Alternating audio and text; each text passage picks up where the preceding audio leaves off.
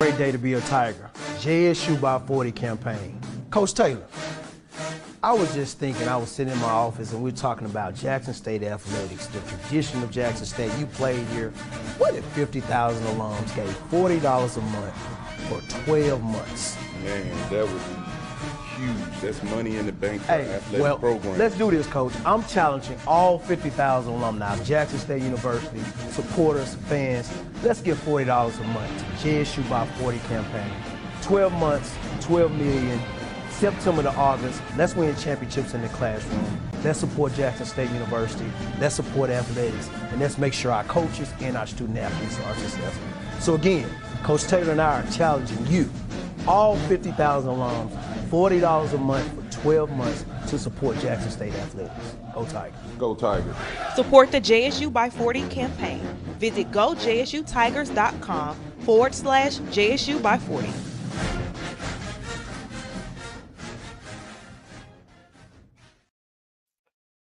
What's going on, everybody?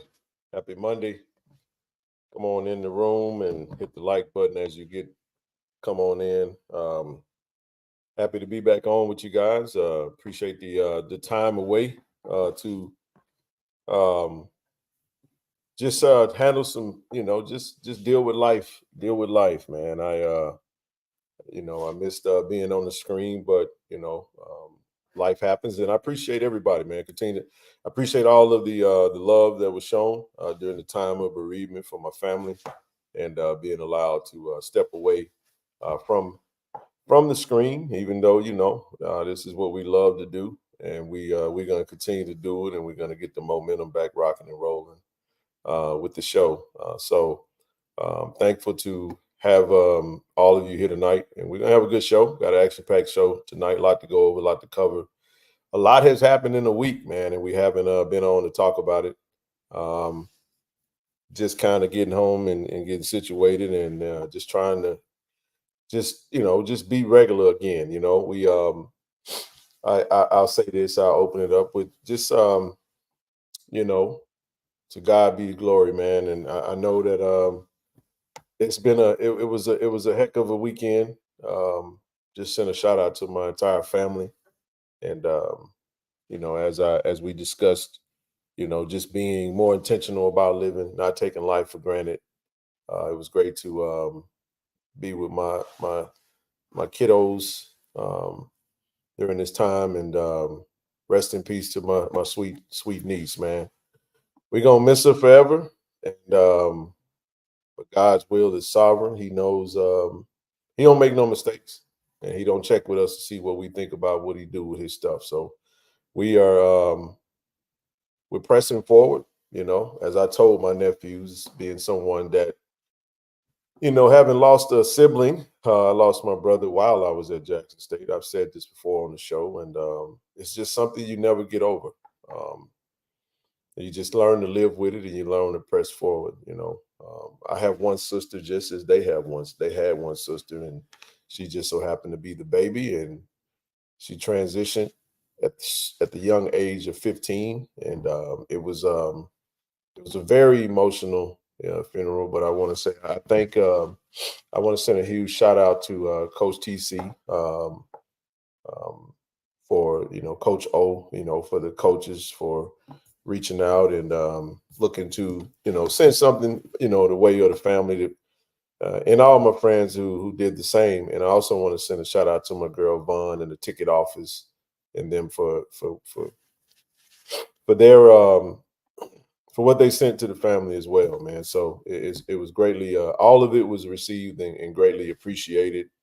I appreciate the KC-1400 media crew, KT Dub, TD, Zoe, Rochelle, Nook, my brothers and sister in this journey that we on. Brother Al B, talked to him today over the phone. It's good, man. Brother Lauderdale, Big Lord, man, hit me up today. So it was good to see you, bro, for sure.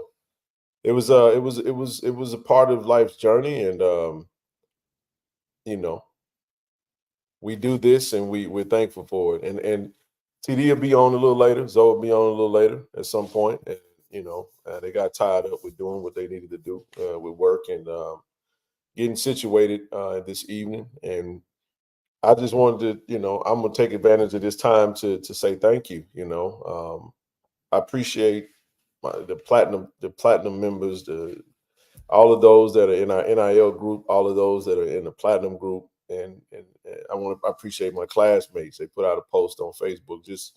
It was never about me, you know what I mean? It was just me trying to be there for my sister, man, and it was a great celebration of life for my niece Jemiah Graves. For those that don't know, she was a ninth grader, original high school, and then today, one of our you know in our NIL group, I want to send my deepest condolences to our brother Q. Lost his father today, so it's happening. It's happening every day, man. It feel like somebody's going through something. But when you have a big extended family like as such, you're gonna touch somebody that's gonna deal with something and gonna go through something. And you're not always gonna be on the, hey, I'm gonna send you a prayer, man, condolences side. Sometimes you're gonna get touched, man. You're gonna get touched, and you know. But we're gonna press forward, man, and keep it rocking and rolling. So much has happened, man, over the week. I've been sitting back watching and just kind of just. I say this too. I am a bit charged up. I am a bit refreshed because it was good to get away for a little bit and just kind of flush and just kind of observe a little bit and just see what's happening. And I tell you, man, it was cool. It was cool to just be away. It was cool to be away. See a lot of things on social media. It seems like the world is beefing. Everybody's got beef, rap beef, all kind of stuff going on right now. But nevertheless, man, we have a mission that we are on, and we're gonna continue to follow that mission and continue to do what we do. I just realized something that I didn't add to the slide. So y'all give me a quick second as I get through these preliminaries. And I'm gonna take my time too, man. I'm not gonna be in a hurry. We'll be on for a couple of hours tonight, and we will gradually work our way back into this thing, and we'll be ready to build it up. We're gonna try to jump right back into it as always. I'm working on another guest for this Wednesday, and we'll go from there, man. So I just wanted to, man, I can't believe I forgot that. I'm sorry, y'all. Give me 1 second. Let me remove this one and we'll come back to it. Let me just remove this from the studio. But yeah, man, I've seen a lot, man. It's a lot going on online. Yeah, Twitter been on fire, Coach Q, man. It's been a. I gotta say this too, man. I just want to send a few admonishments to our family, bro. These extended family. Listen, y'all, man. Make sure you protect your peace, man. Make sure you protect your peace, man. Don't try to jump into every single battle and try to take everything on the chin. I mean, I was just talking, to a friend of mine, and we're just talking about how times are so different now, man. It used to be a time where there was no internet. You know what I'm saying? We used to talk more. We laughed on the show about the shows that we watched from back in the day. But nowadays, people not really watching TV no more. They moving. I mean, it's the internet is like information overload. You got more people with more anxiety, depression, and all that good stuff.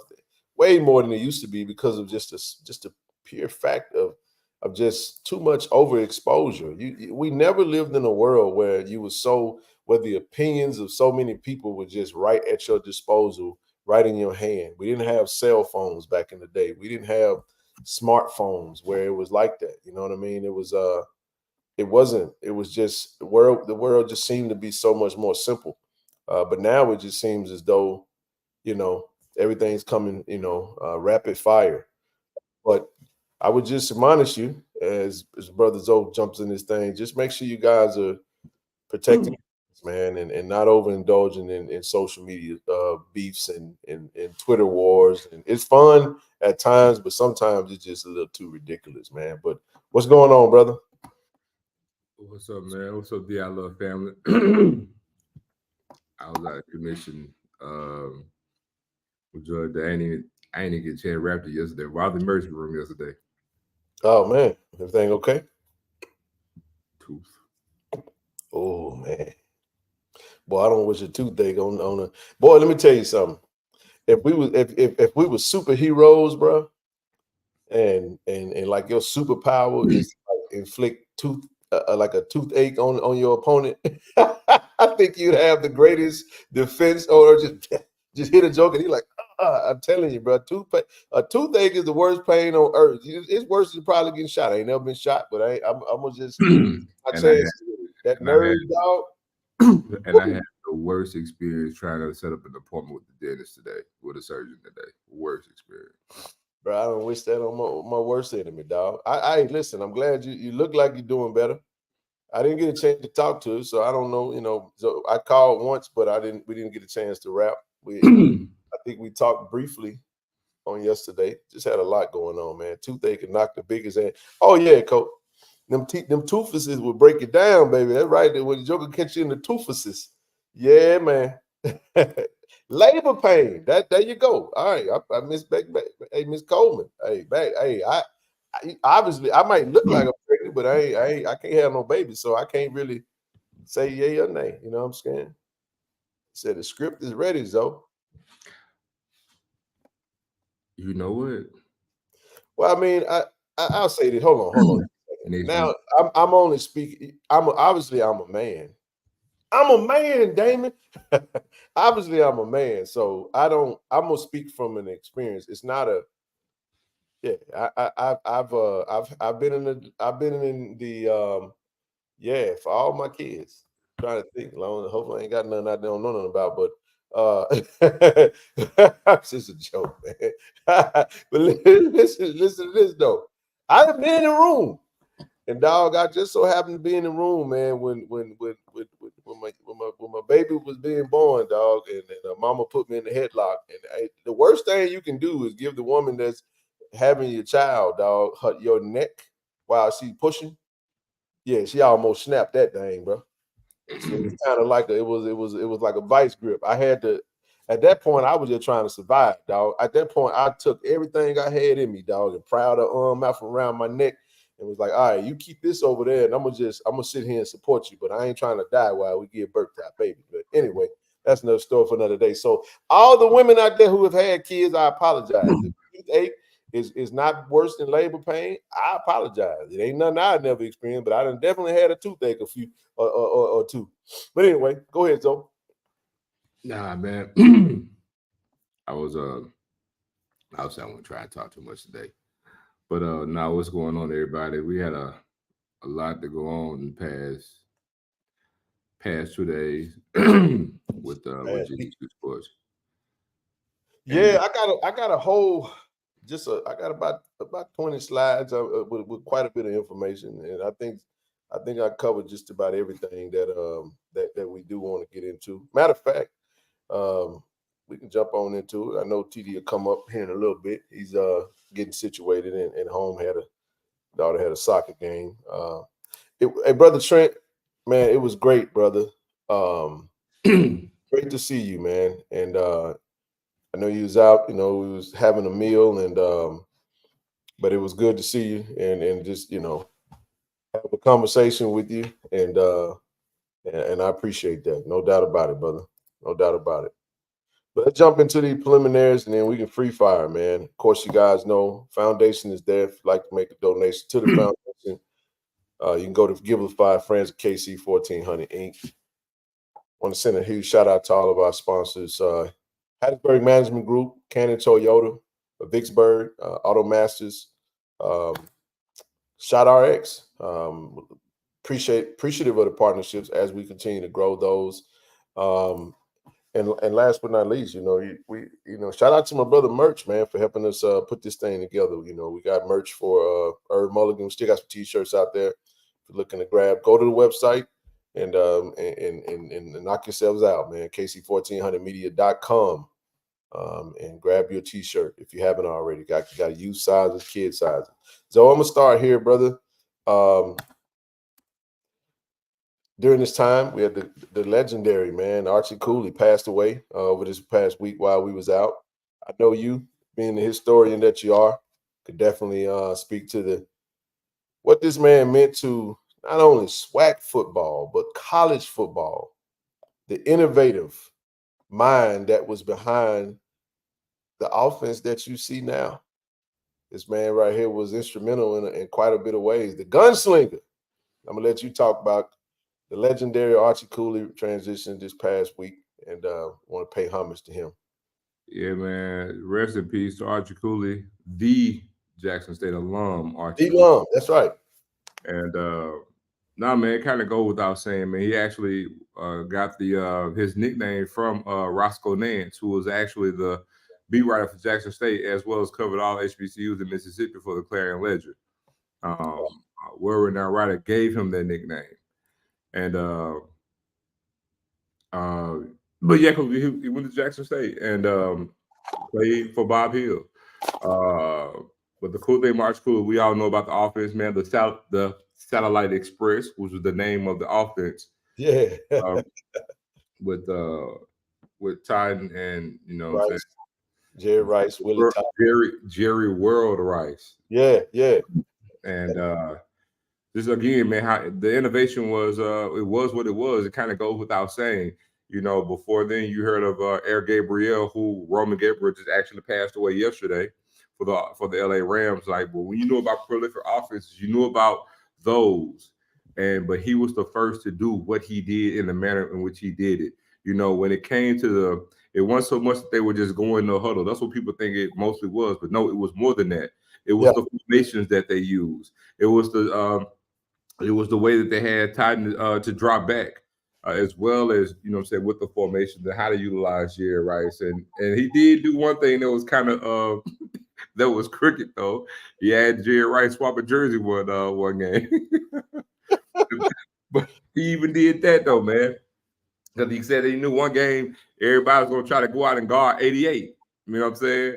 And so everybody, they came in one game to double. I think it was Tennessee State. They came to double 88. Next thing they know, man, 21 is over here just killing them.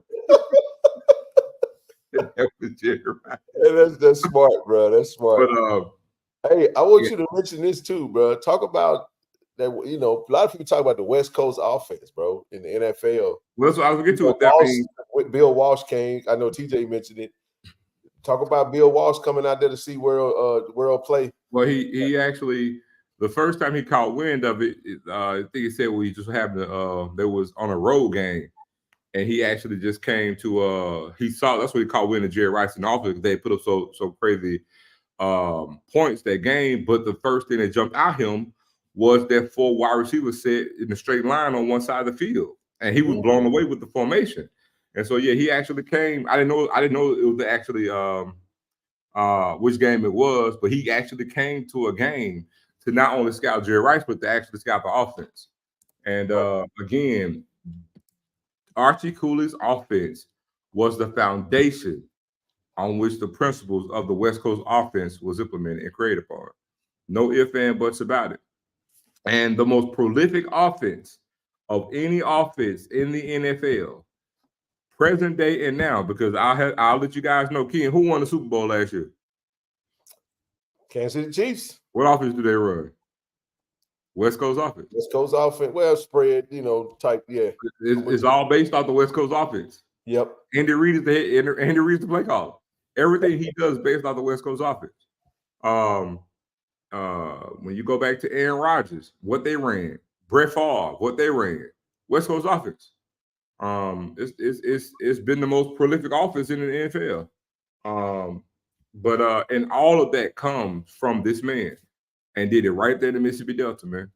Saw that he had a great quarterback, had the wide receiver to do it, and again had the running back who was I forget the running back's name. If I'm not mistaken, I believe he was from Jackson too. But wouldn't be surprising. But yeah, man.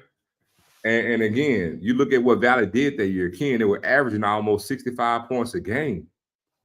We're talking about Valley, and Valley was sitting there, man, beating Southern, beating Grambling, beat Jackson State.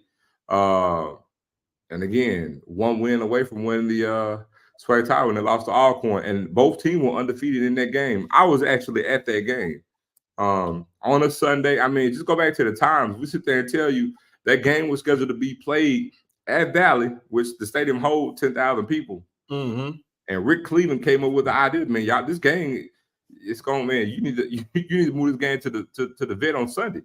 And this game went up against NFL games and did numbers. Now the game was on closed circuit television throughout the state of Mississippi. W.C. Gordon actually was the play-by-play analyst on that game. W.C. Gordon and Michael Rubenstein. I mean, and the pillars of Mississippi sports had their hand in it. Rick Cleveland, Michael Rubenstein, W.C. Gordon. Carl Byron. That's right. Carl Byron. That's it. That's it. Running back. It was really, really, really good. Running back. He was. But his name comes up in that top 10 greatest running backs play in the SWAC. That name I've heard that name come up quite a bit. But yeah, man, that game was on a Sunday, bro. On Sunday at like 3:00, if I'm not mistaken. I mean, it's the largest attended game in Mississippi State history, and it still stands to this day. And it's talked about. And but again, we sit there and we talk about his imprint on the game of football, even through those 2 seasons, those 2 prolific seasons, man, was just, it'll go down in football history, not just SWAC history, not just Mississippi history, or even HBCU history. It goes down in the annal of football history of what he did from an offensive standpoint. Absolutely, man. Definitely rest in peace to the great JSU made, Laurel made. You know what I'm saying? How did it go? I want to make sure I don't mess that. Laurel, Mississippi, raised, JSU made. That's right. There you go. Shout out to Laurel. Shout out to the late great Archie Cooley. Like I said, another pillar in the SWAC, meant a lot to not only just the SWAC, but just football. His imprint was put on football itself, man. And it just speaks to the great minds that have come down through the annals of history, and definitely a giant in the HBCU world. And may he rest in peace, and respect and peace and blessings to the Cooley family and Mississippi Valley and all in the JSU family as well. So moving right along. We talked about Twitter. This actually happened. This is pretty cool to witness. Got a lot to say about that too. I want to say shout out to the brother, college football campus tour. I had a chance to meet him. I forgot his name. I want to say his name. I forgot his name. I apologize. I remember he did come to Jackson State, but he put out this poll for those that didn't see it. Best FCS Stadium invitation.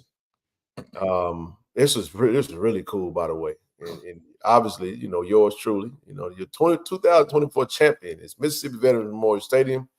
The Vet beat out Eastern Kentucky, Princeton, Bama State, Montana, and Idaho. On its way to victory, an incredible run led by Tiger fans who flooded the ballot box in every round. Congratulations. And it just speaks to us as just a base and just our presence on social media, Twitter more specifically. And I really just had fun with this one, man. This poll caused up a really big stir. A lot of people was mad about this, but people don't understand that you can't go up against us, man. When we locked in and engaged, and many of us wasn't even aware. We got TD. I know he's not on the show just yet, but he will be joining us later. Not even on Twitter, but we talked about this quite a bit, and that's right, Jay. That damn poll broke the internet. Thoughts on this poll, though? This was funny to me, man. Let me say this. This is the championship round. We won. It was 11,861 votes, man, and we won 56%. The Vet was voted as the top stadium. But keep going, bro. Go ahead. I loved every bit of it. But let me just add though, because a lot of time when you go to best stadium, it's subjective to what people think it is. But it's like, no, it never said what was the best is subjective, right? So define best. Some people say, oh, well, this stadium is newer. The Vet is the dump. And I'll say one thing is true over any other stadium. Name me a football stadium that's a better game to watch in. There's no other stadium I'd rather watch a game in than the Vet. What game in the FCS gives the best atmosphere? Because as I told you on this platform, when you walk out that tunnel and you look into the Vet, you're in a better view, really, in a lot of major Power 5 stadiums. But in FCS, man, please, the Vet doesn't have a bad seat in the house. So it is hands down the best place to watch a game, in my opinion, in all of college football. Yeah. We're talking about FCS. So you want to sit there, you want to say, oh, well, this is the North Stadium. It has, there are other stadiums that have bells and whistles. That's fine. But I mean, there is no better stadium in the SWAC that got a better game day ambiance than the Vet. It ain't even close. It ain't even debatable. But I do want to say this caveat because all of y'all have heard me say this on this platform many a time. So a lot of people from Montana, when we got to beating them, was like people were saying, "Oh, you just saying that, but you've never been here, and y'all have never been here." Not so fast, my friend. Not so fast. Y'all heard me say on this platform plenty of times. My black ass been to Montana. I've been in this stadium. Yeah. Been there. I told y'all. Rode a long bus to get there too. So no, I've been there, and there was nothing I could say. And I'm gonna be honest. In my opinion, I don't even see how they got a number 1 seed. Now, granted, yeah, they sell out. But I mean, hell, could you imagine a 25,000 seat Vet? Hell, we'll sell it out every week too. Hey, Deputy Mario, bro, we stand on the visitor side, bro. Every game, we on the visitor side. We standing over there talking to you. What are you talking about? Nah, and guess what? The visitor side should get sunlight all game long. It's the visitor side. But I want to say this. You know, I've been to Montana Stadium. I mean, I get it, and I can see them loving it. But I'll say this too. You know, we going to JSU Stadium. They sell out, but man, it's not symmetrical at all. It's disjointed as hell. I've been there. I wasn't impressed. I'm like, man, Alabama State Stadium is better. Who has the best aesthetics? They talking about aesthetics, like yeah, but damn, that's not the stadium. You got an oversized hill outside the stadium. Okay. I'm just saying, it's the stadium. It didn't say the shit around the stadium. We beat out the Kibbe Dome, Idaho. One thing I will say is shout out to Idaho. They were really good sports. I enjoyed the interaction between their coach and band and football page and all that good stuff. Man, it was fun. It was a meaningless poll, but it was great engagement for college football campus tours. A great idea. Man, hopefully some battles come out of this. I would love to get a home and home. They got to come to us first, but I wouldn't mind getting a home and home from some of these schools. Let us get Idaho on the schedule after they come play us. I wouldn't mind going to a school that I hadn't been to before. I would love to do Montana, home Montana. But let's do Montana in September though. That makes sure September. But make sure you say that part. They come on the road first, then we return the trip. Yeah, it's got to be early, man. You know how they go. Yeah, Montana was all in their feelings. I understood it. It's hard to see the black school beat us, and that's a lot of times people got to understand. That's why I say this all the time, not to make it a black-white thing, but we are talking HBCUs versus a PWI. The reality of the matter is I've always said that when we do what we do, it's hard to beat us, man. When we come together, we unified, and I just feel like. Now, I feel like that. Data tells you that Jackson State is the anomaly. I've always said that we can do things that no other HBCUs or FCS can do just because of the capacity in which we support the university. And just imagine if we dominated the way we dominate attendance. I just wish hopefully in the near future we find a way to capitalize on that attendance though.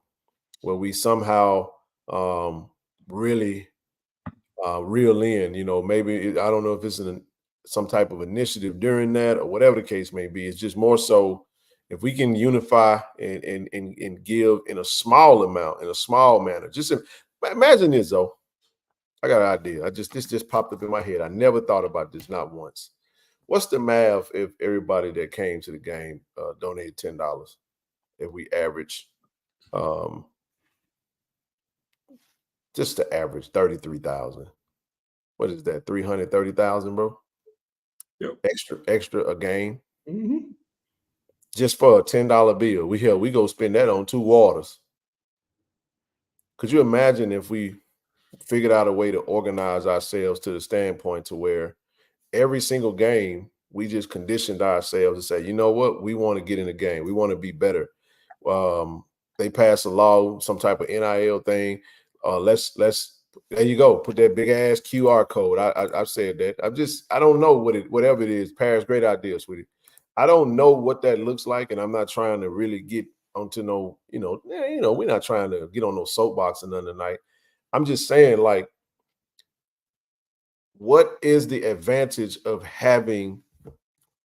This is what I'm gonna say. I'm gonna say it this way. I'm not shocked, Zoe, that we have greater engagement.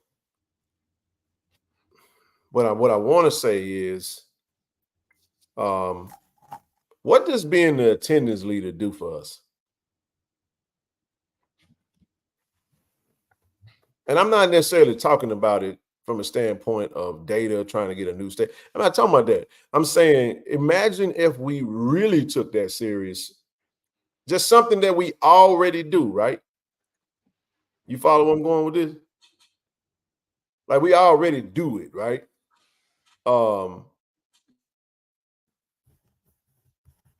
Imagine if we add an extra $10 bill on that thing. Every game. How many home games we got this season? 5? What's let's just say let's take the average from last year. Last year, though, we averaged 30,000. I'm not gonna touch on the numbers because y'all know what I said about it. Go back and watch the past show. Anyway, leave that alone.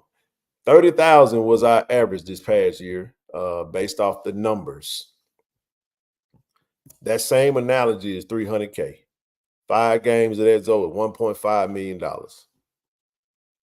What you think we can do with an extra 1.5 million?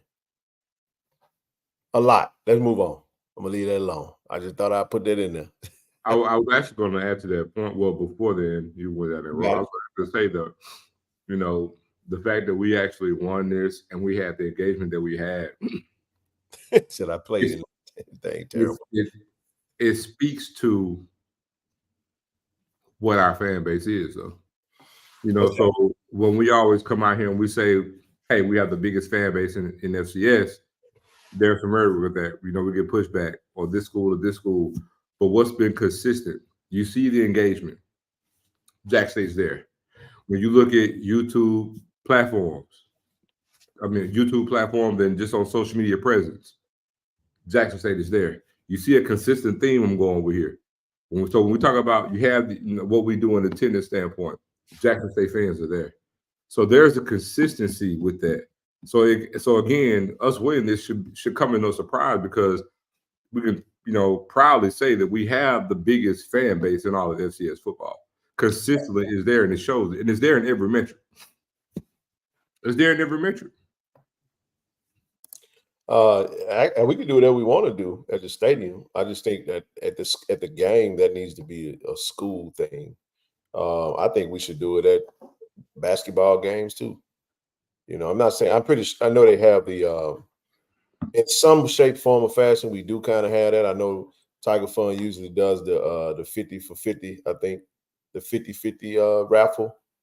Everybody doesn't really get active with that, but it's going to require an intentional level of communication in order to get that started. But like I said, I don't want to go down the tangent on that. When an idea come to mind, I throw it out there. I'm always looking for ways, and I'm just saying we blow so much money individually, bro. I mean, a $10 bill, bro. You might as well rip that shit up and throw it out the window, bro. That's how fast we burn money. You know what I'm saying? Just with things we do. We talking about a Starbucks coffee.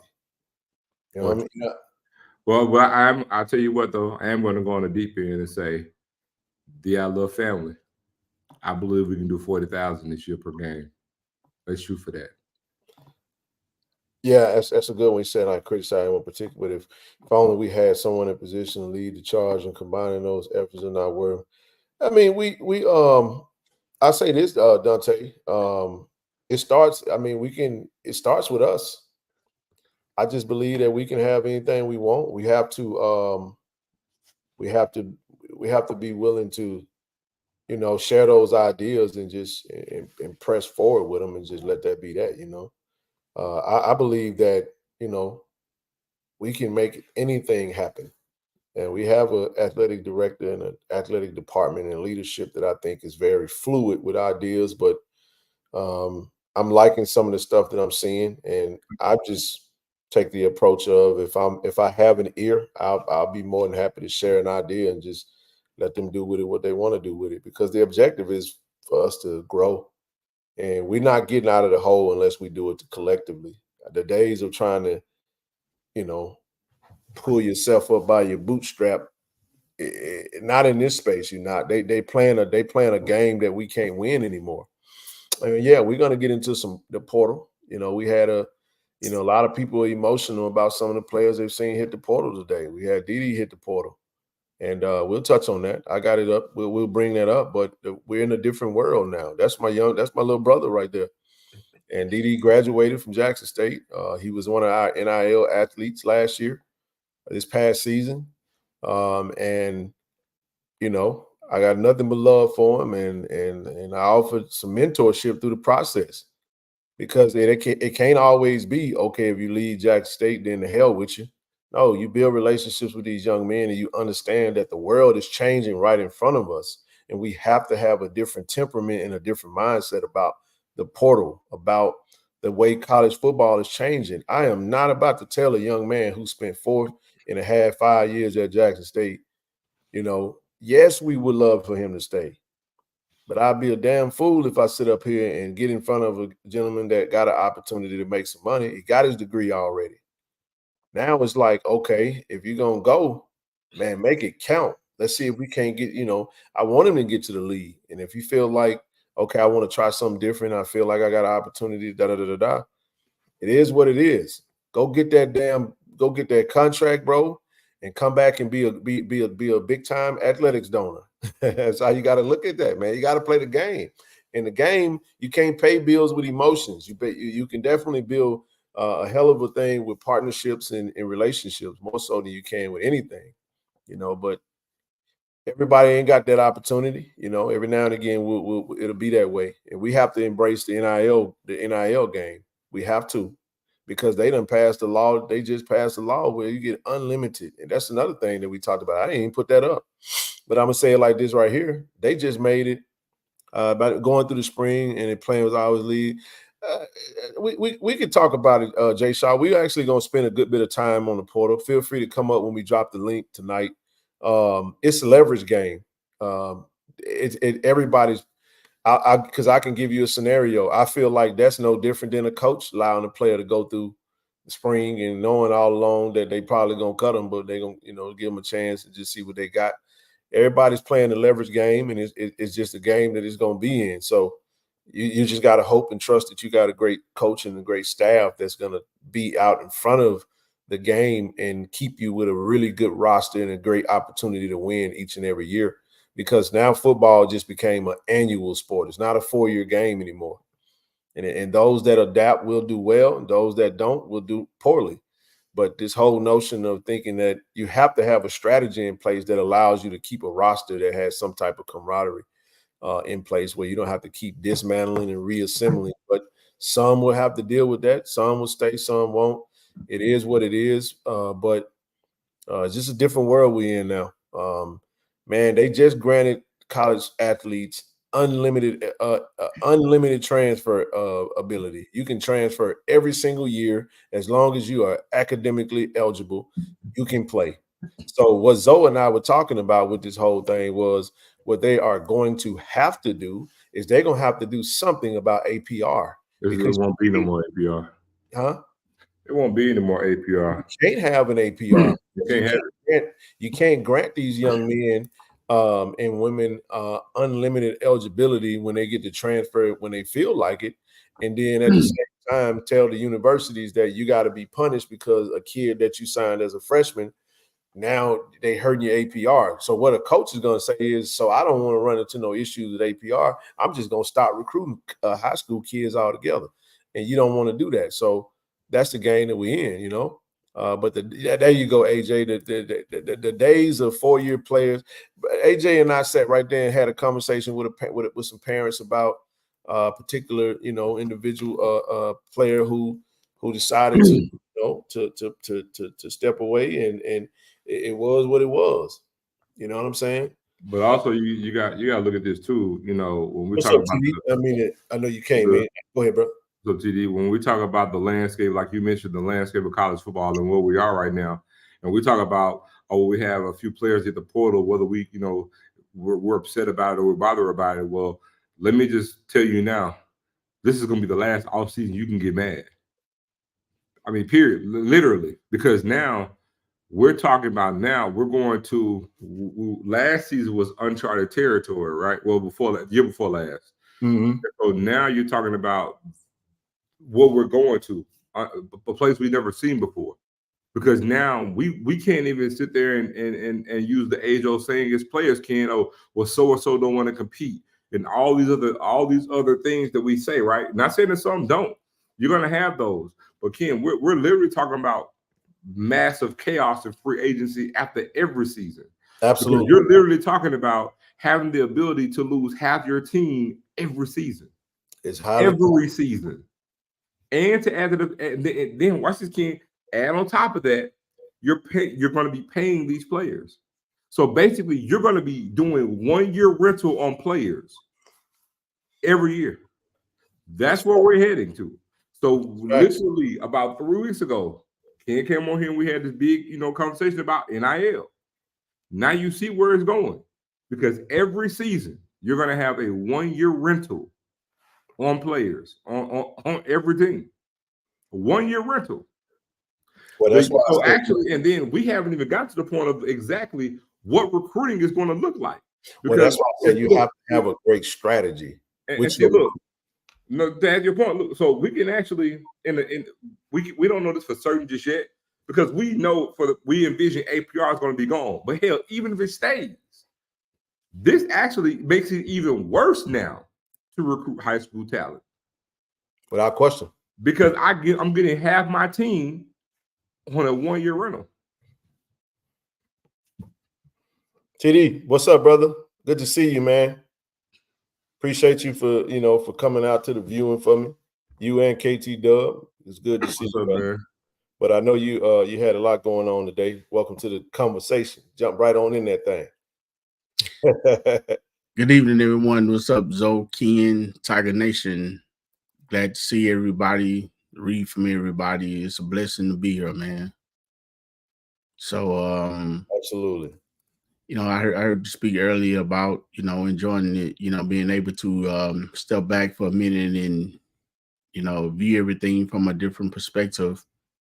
I definitely stepped back, man, and, till I had to get myself together, Ken, man. I'm just looking back at the world, man. I'm looking beyond just situation, just looking at the situation of decision making,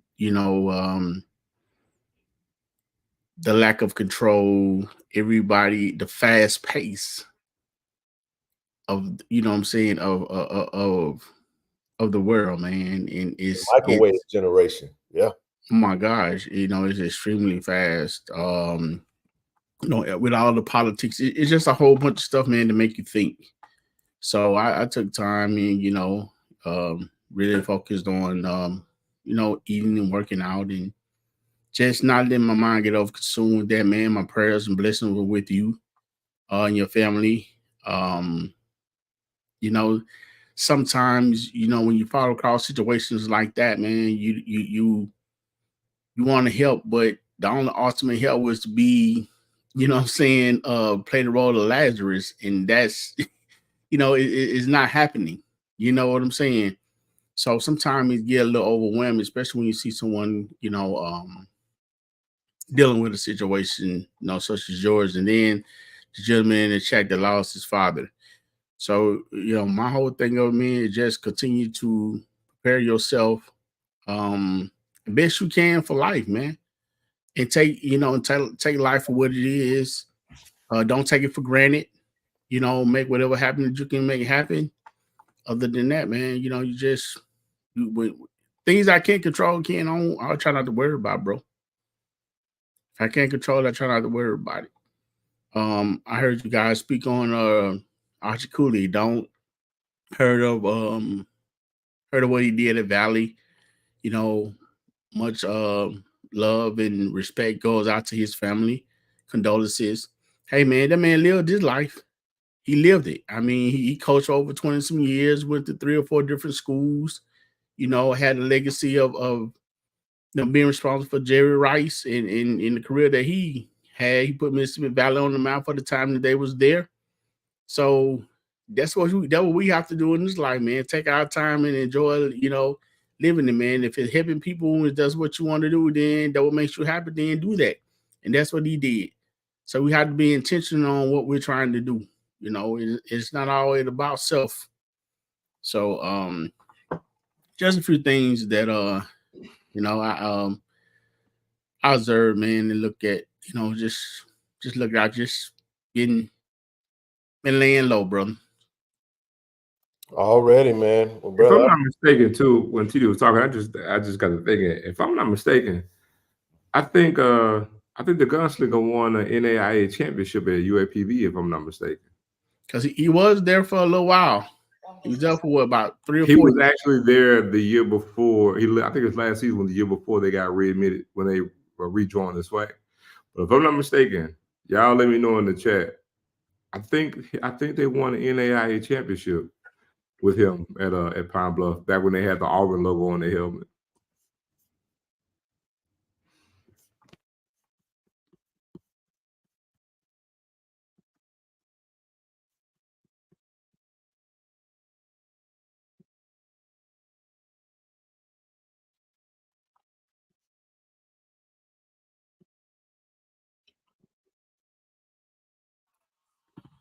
no, it's unbelievable, bro, how the 76ers lost that game. That is unbelievable. Anyway, wow. And I ain't looking at the Lakers tonight, so y'all don't tell me nothing. Don't put no comments in the section. I'm gonna take I am not superstitious, but every time I watch them, they make my head hurt. So I'm not gonna watch them tonight. If they win, I go back and check it out. I don't want to know the score. I'm happy that brother D-Lo done made some threes. Hey, listen, man, that dude frustrates the absolute HE double hockey sticks out of me. But anyway, let's jump into this real quick, man. This week in Jackson State sports for this week. I got a birthday coming up too, just so y'all know that, man. I'm gonna be on the show on Monday night, next Monday, man. My birthday. I'm dropping the cash app and I'm doing it a goddamn happy birthday for Ken initiative. All I do, all the shit I got. Anyway, I will leave that alone. But birthday coming up next Monday, man. I mean that. Need some generosity for your boy, man. But anyway, get your season tickets today, man. Make sure you guys go get your season tickets. Ticket offices put a lot of communication and effort out there for you to get your season tickets. Let's not wait. Today, we definitely had tomorrow we started a game versus UNO. We lost to them last time we played, and we're going to be playing them at Brady Field. So if you're looking for a baseball game, you can get to the baseball field tomorrow. It's going to be on JSU Sports Network. So if you bought the pass like myself, definitely feel free to check that out if you can't make it to the game. There you go, Zoe. So he lost the NAIA championship game in 1994 at UAPB. Okay. Followed by that, we got softball versus Memphis. Then we got softball versus Alabama State. Baseball versus FAMU on the 26th. Softball versus ASU. And then we got FAMU. So great weekend, man. I mean, definitely you can go pull up and go support the baseball team this weekend as well as the softball team. You can double up. So that's what's happening this week. I want to mention this because A.D. Robinson, don't forget that coming up this Sunday, streaming is going to be on channel 61, Cleveland, Mississippi. It's going to be on channel 221, WEBU, Water Valley, Oxford, Batesville area. Broadcasted at 4:30 Central Standard Time on Sunday evening. They're going to have the Young, Gifted, and Empowered Awards. I'm going to try to find that because they're going to be honoring our very own Ashley Robinson. A.D. Robinson is going to be honored for the Leader of the Year award. He put out a statement. He sent it to me today. This is what he actually had to say about his recipient award of the 2024 Young, Gifted, and Empowered Leader of the Year. He said, I'm more of a supporting athletics director. I'm here to support my coaches, the student athletes in Jackson State University. My leadership style is student-centric, and that's very true because you see him do that all the time. I want us to create the best opportunities to make sure the students get the best experiences while at Jackson State, man. That's from my very own Vice President and Director of Athletics, Mr. Ashley Robinson, Jackson State University, man. So, again, we want to send a huge congratulations to A.D. Robinson, and keep up the great work, brother. Another thing that happened while we was out, the day at the Capitol, man, the women's basketball team was honored at the Capitol. You got Coach Tamika Reed, and you got her women's basketball team, the full staff in place. It was great to see everyone that had a chance to make it, and it was pretty awesome to see. You got a full staff there. I know there was some rumblings about a potential one of our staff members possibly leaving, going somewhere else. That seemed to not be the case. We're happy that we still got the squad intact. That means that they can hit the recruiting trail and go get us some more dogs. You also got Coach Mo Williams in there. They also honored SWAC Offensive Player of the Year and SWAC Defensive Player of the Year, Jordan O'Neal and Ken Evans Jr. They were both there getting honored. One particular person not pictured, and it breaks my heart to say it. Tilly Bowler. Yep, that's right. Our beloved Tilly Bowler has entered the portal, and she wasn't present on that photo. But y'all know what Tilly meant to us, and spent her entire 4 years at Jackson State playing under Coach Tamika Reed, and graduated from Jackson State, and got a degree, and she's looking to finish her last year eligibility. Find her a new home, man. I hate to see her go. One of the best players in the SWAC. She's been one of the top players in the SWAC for the last couple of years, man. Offensive Player of the Year, all those type of awards, and she had a monster game on ABC at Stores, in Stores, Connecticut at UConn versus the UConn Huskies, Lady Huskies rather. And AJ and I had a conversation with the Bowler family, mom and dad. And we definitely talked about NIL and all that good stuff. And she got some opportunities, I'm sure. I don't know where she will there you go, Brother Seeley. Your wife was at the Capitol for another event and didn't know the women's basketball team would be there and was happy to get a picture of the event. There you go, and that trophy. That's right. Thank you for the photo too, brother. I appreciate you sending me that. It was great. Great stuff right there. But yeah, man. Also, another portal entry from the men's basketball team is Kejon Johnson, off the men's team. That adds to I think we got Zeke, Colty, KJ. Of course, we basically gonna have a new squad pretty much. We have some of the players that were injured last year returning. And then it looks like Coach Mo and staff are going to be looking to bring us a whole different squad in. And they've done a really good job on the recruiting trail. We did get a commitment this past weekend.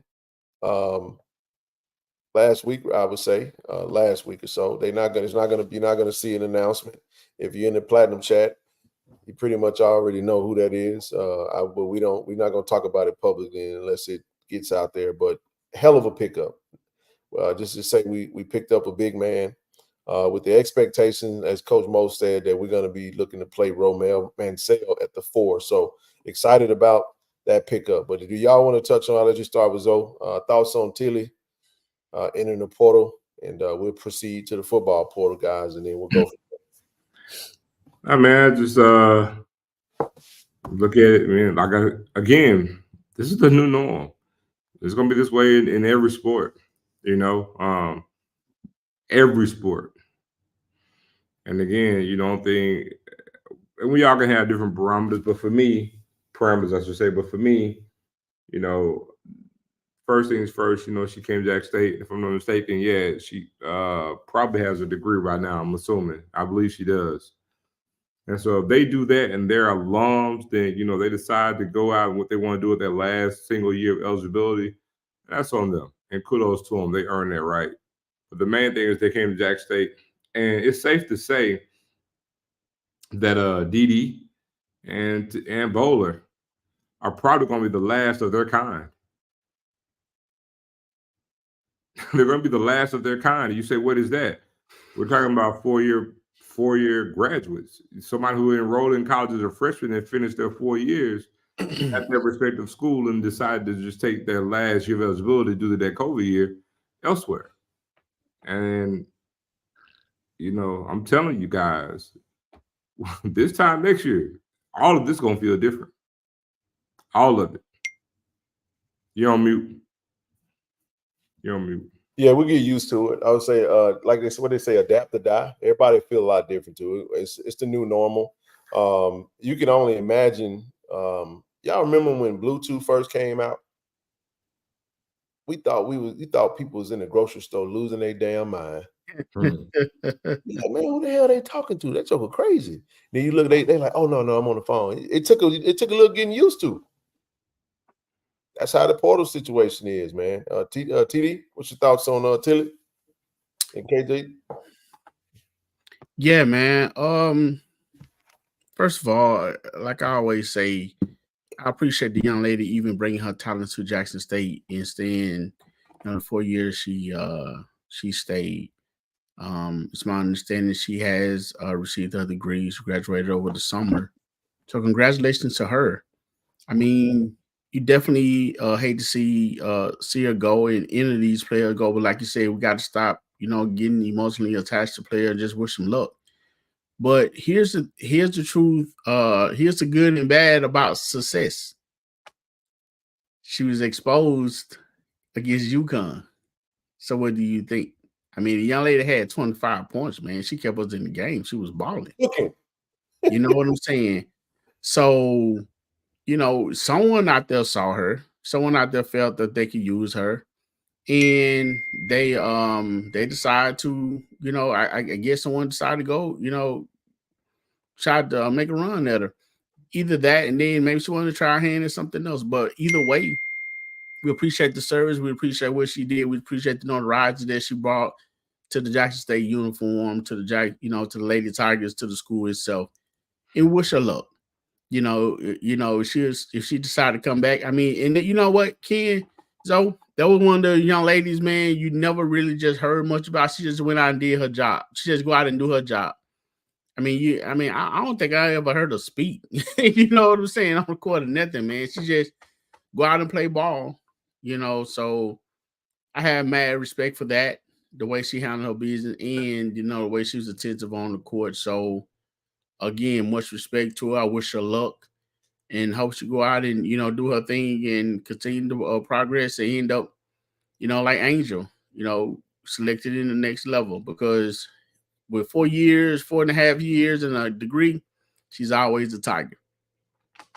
And, to the young man, KJ, who's leaving, hey, man, I guess he felt like it wasn't a fit for him, or whatever the case may be, that he decided to leave again. We appreciate him bringing his talent in. And, I guess maybe he felt like he need to, try his hand, at something else. Or so I wish him luck as well. So, again, congratulations to these two, athletes. And we wish them well, man. Never wish harm upon anyone. So again, thanks for the service and good luck to you as you enter the portal.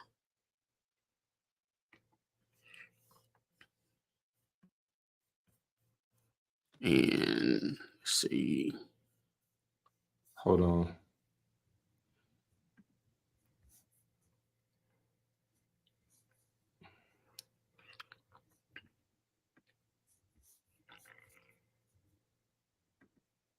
Give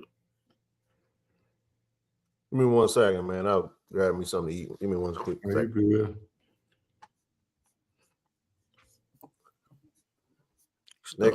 Next up, what we got? We got the Elite Camp, Coach Tamika Reed. And then we touched on that. Coach TC also got his summer camps coming up on the 16th, the 20th, the 15th, the 20th, 21st, and the 22nd. And then let's talk about Tim Stewart, man. Congratulations, Tim Stewart. New defensive backs coach, Ridgeland High School, man. It's pretty dope, man. Oh, wow. Yeah, man. Good luck for Tim, man.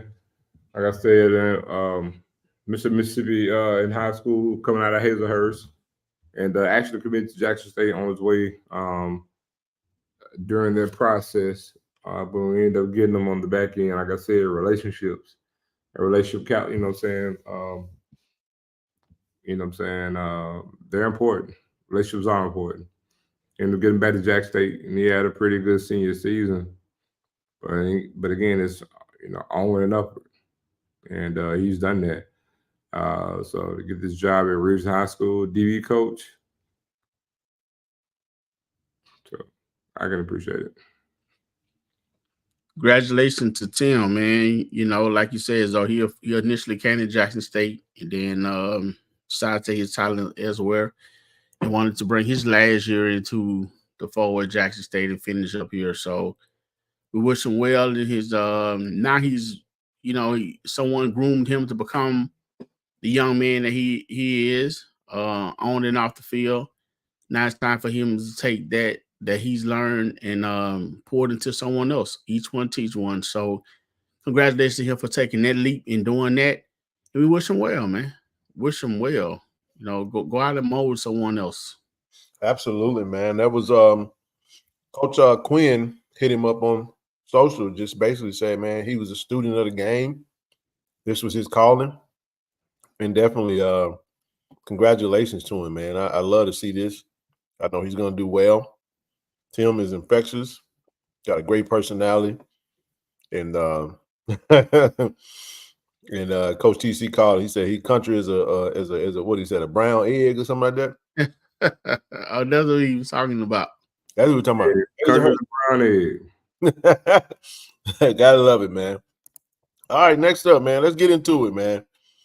We had a couple of additional football portal entries today. Today, DD entered the portal. I'll let you go first, TD, on this one. We're going to talk about this and spend a little time on it. Saw a lot of people had a lot of different emotions about this, and just kind of speaks to what we were talking about. But I'll let you go first, and then we'll dialogue about it. Then we'll drop the link. We will finish up and go from there. Well, it's definitely his decision. He definitely came in. He stuck with and through the process, through the good and bad times that was going on at Jackson State. You know what I'm saying? So he deserved, the good times, once, from the losing seasons, and then came up through Coach Prime and was able to be able to experience that, that ride. So congratulations to him. I mean, even during that time, he could have abandoned, the team or the school, or chose to leave rather than abandon, but he didn't. And he stuck in for another year or two. So much respect to him. I had the opportunity to speak to the young man a few times, and every time I talked with him, he was very humble. He was open to the conversation, and he just gave me good vibes. So it's one of those things where I'm wishing them well. We have to understand these, even if they decide to stay, they're not going to be here forever. And with the world, and with the sports arena being what it is, the young men have a chance and opportunity your graduate year, because y'all look at it like this. We go out and get other people 4-year graduates and people going into their last year, their COVID years and graduate years. We go out and get those players. A lot of those come in. So what makes us different? So someone be able to explore his talent. Hopefully he go out and get seen, do well, rack up, make noise wherever he decide to go. And we'll be praying for him and try to stay in contact with him. So this is not, necessarily goodbye, man. See you later. Go handle your business. I think he's a smart kid. He already got his degree, if not his master's. I'm not sure about the master's part, but I know he has a 4-year degree. I think he's working on his master's. He got his bachelor's. Bachelor's, yes. Okay. Mm-hmm. I know when I talked to him, he told me he was going to be working on his master's, I guess. But again, man, I wish him well. I have no malice no envy or anything toward that young man anybody that's trying to better themselves, and this what he feel like the best opportunity for him, then so be it. Appreciate your service, Mr. Davis, and congratulations to you. And I hope that you find the best fit for you. And let me say this for sure. Find the best fit for you, not the best bag for you. People consume with money. You know what I'm saying? If you're gonna go somewhere and get some money to be miserable, then so you might as well stay where you were.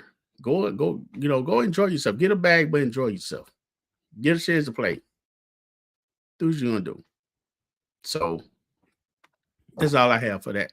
I mean, I told him the same thing today, TD. I talked to him. If you're in the Platinum chat, we kind of touched on this just on the instant. We talked about we just had some conversations today. He gave me a good list of the schools that he got out there. I offered my advice to him, told him I'll be there for him at all times as he need me. We talked about just real life stuff. I said, hey, man, he got a lot of SWAC offers, but he got a lot of FBS offers as well. Big Ten, Conference USA, American Conference, Sun Belt. He got a little bit of everything, and happy for him. Didi is an alum, and I hope he, like I said, I hope he lands somewhere where he's able to do both, TD, to get that playing time and get that bag. You know what I'm saying? That's what, if you're gonna do it, might as well do it big. Right. I told him, shit, don't go out there and show your hand, bro. You know what I'm saying? They coming after you. When they want you, they want you. You know what I'm saying? Don't be afraid to tell them what you want, what you need. But they got it to give. And don't be enamored with the first stop. I said, take all your visits, bro. Weigh all your options. Because, like I said, Edie was one of our NIL athletes. I consider him a little brother, man, and got number love for him. And as I told him, wherever he land, we're gonna pull up on him, man. We're gonna come see it. Their relationship don't stop, man. We went to see I went to see Willis Patrick at the East West Shrine Bowl. He played at TCU. I ain't got no ties to TCU, but we got ties to Willis Patrick through Jackson State. Same thing. So we're not gonna, that don't change. And then to add on to what you're saying, you're not leaving in a bad way. You're not leaving, you know what I'm saying, with two middle fingers up to the world. You know what I'm saying? They leaving, you know what I'm saying? They're not burning their bridges, in other words. You know what I'm saying? You always have to be careful how you exit a building, because you never know when you might have to come back into that door. So with the way, like you said, Willie Patrick and Devontae and some other players have left, you gotta respect it. I mean, the young man been here since 1999. I mean, from the bad field to the good field to the championship, feeling. 2019. What'd I say? 1999. Oh, my bad, man. 2019. No, you good. I ain't worried about, Yeah. Please, excuse me. I mean, I was thinking 2019. Actually, hell, he might have been born in 99. I don't know. So you might be right, GD. On mistake, you might be right. So my bad on that correction. You know what I'm saying? But the point of it is, man, I respect the young man, what he stood for. I respect how I leave him, man. And that young man is gonna be successful, man, because he's driven and he's very respectful, and he's about his business. So I know he's gonna, I really feel that he's gonna do well. Yeah, he will. Hey, Zoe, you out there? I'm sorry, y'all. I wasn't gonna sit on the screen and chew. Had to get off the screen, put a little something on my stomach. But anyway. But no, man, I had a great conversation with him. I'm probably gonna have a few more, and look forward to it, man. I don't see him staying in the FCS ranks. I think he's gonna go FBS. Despite having the office, I think he'll go up, as he should. I mean, if you're gonna stay in the SWAC, you might as well stay at Jackson State. There ain't no reason to go to no other SWAC school. I know they got offers out there. I can tell you who offered him. He'll put it out there. But half the SWAC done already offered him in the first. a few minutes as they do most that come from Jackson State. But he's the first team All-SWAC defender at one point. He was a team captain under Coach Prime, as well as under Coach TC. He went to the SWAC Media Day this past season with J.D. Martin, and just has done nothing. He don't say a whole lot, but DD has represented Jackson State, and that's why I understand the emotions. But the sky is not falling.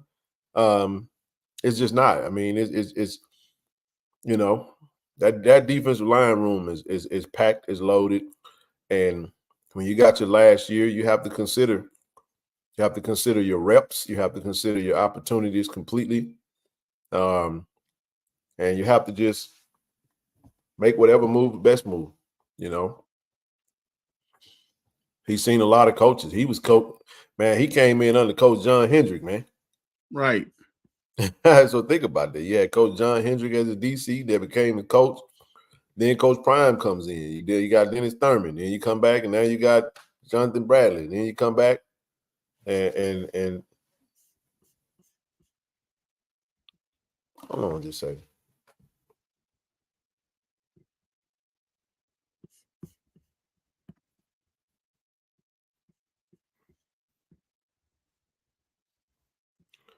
Man, I hate when my family put me in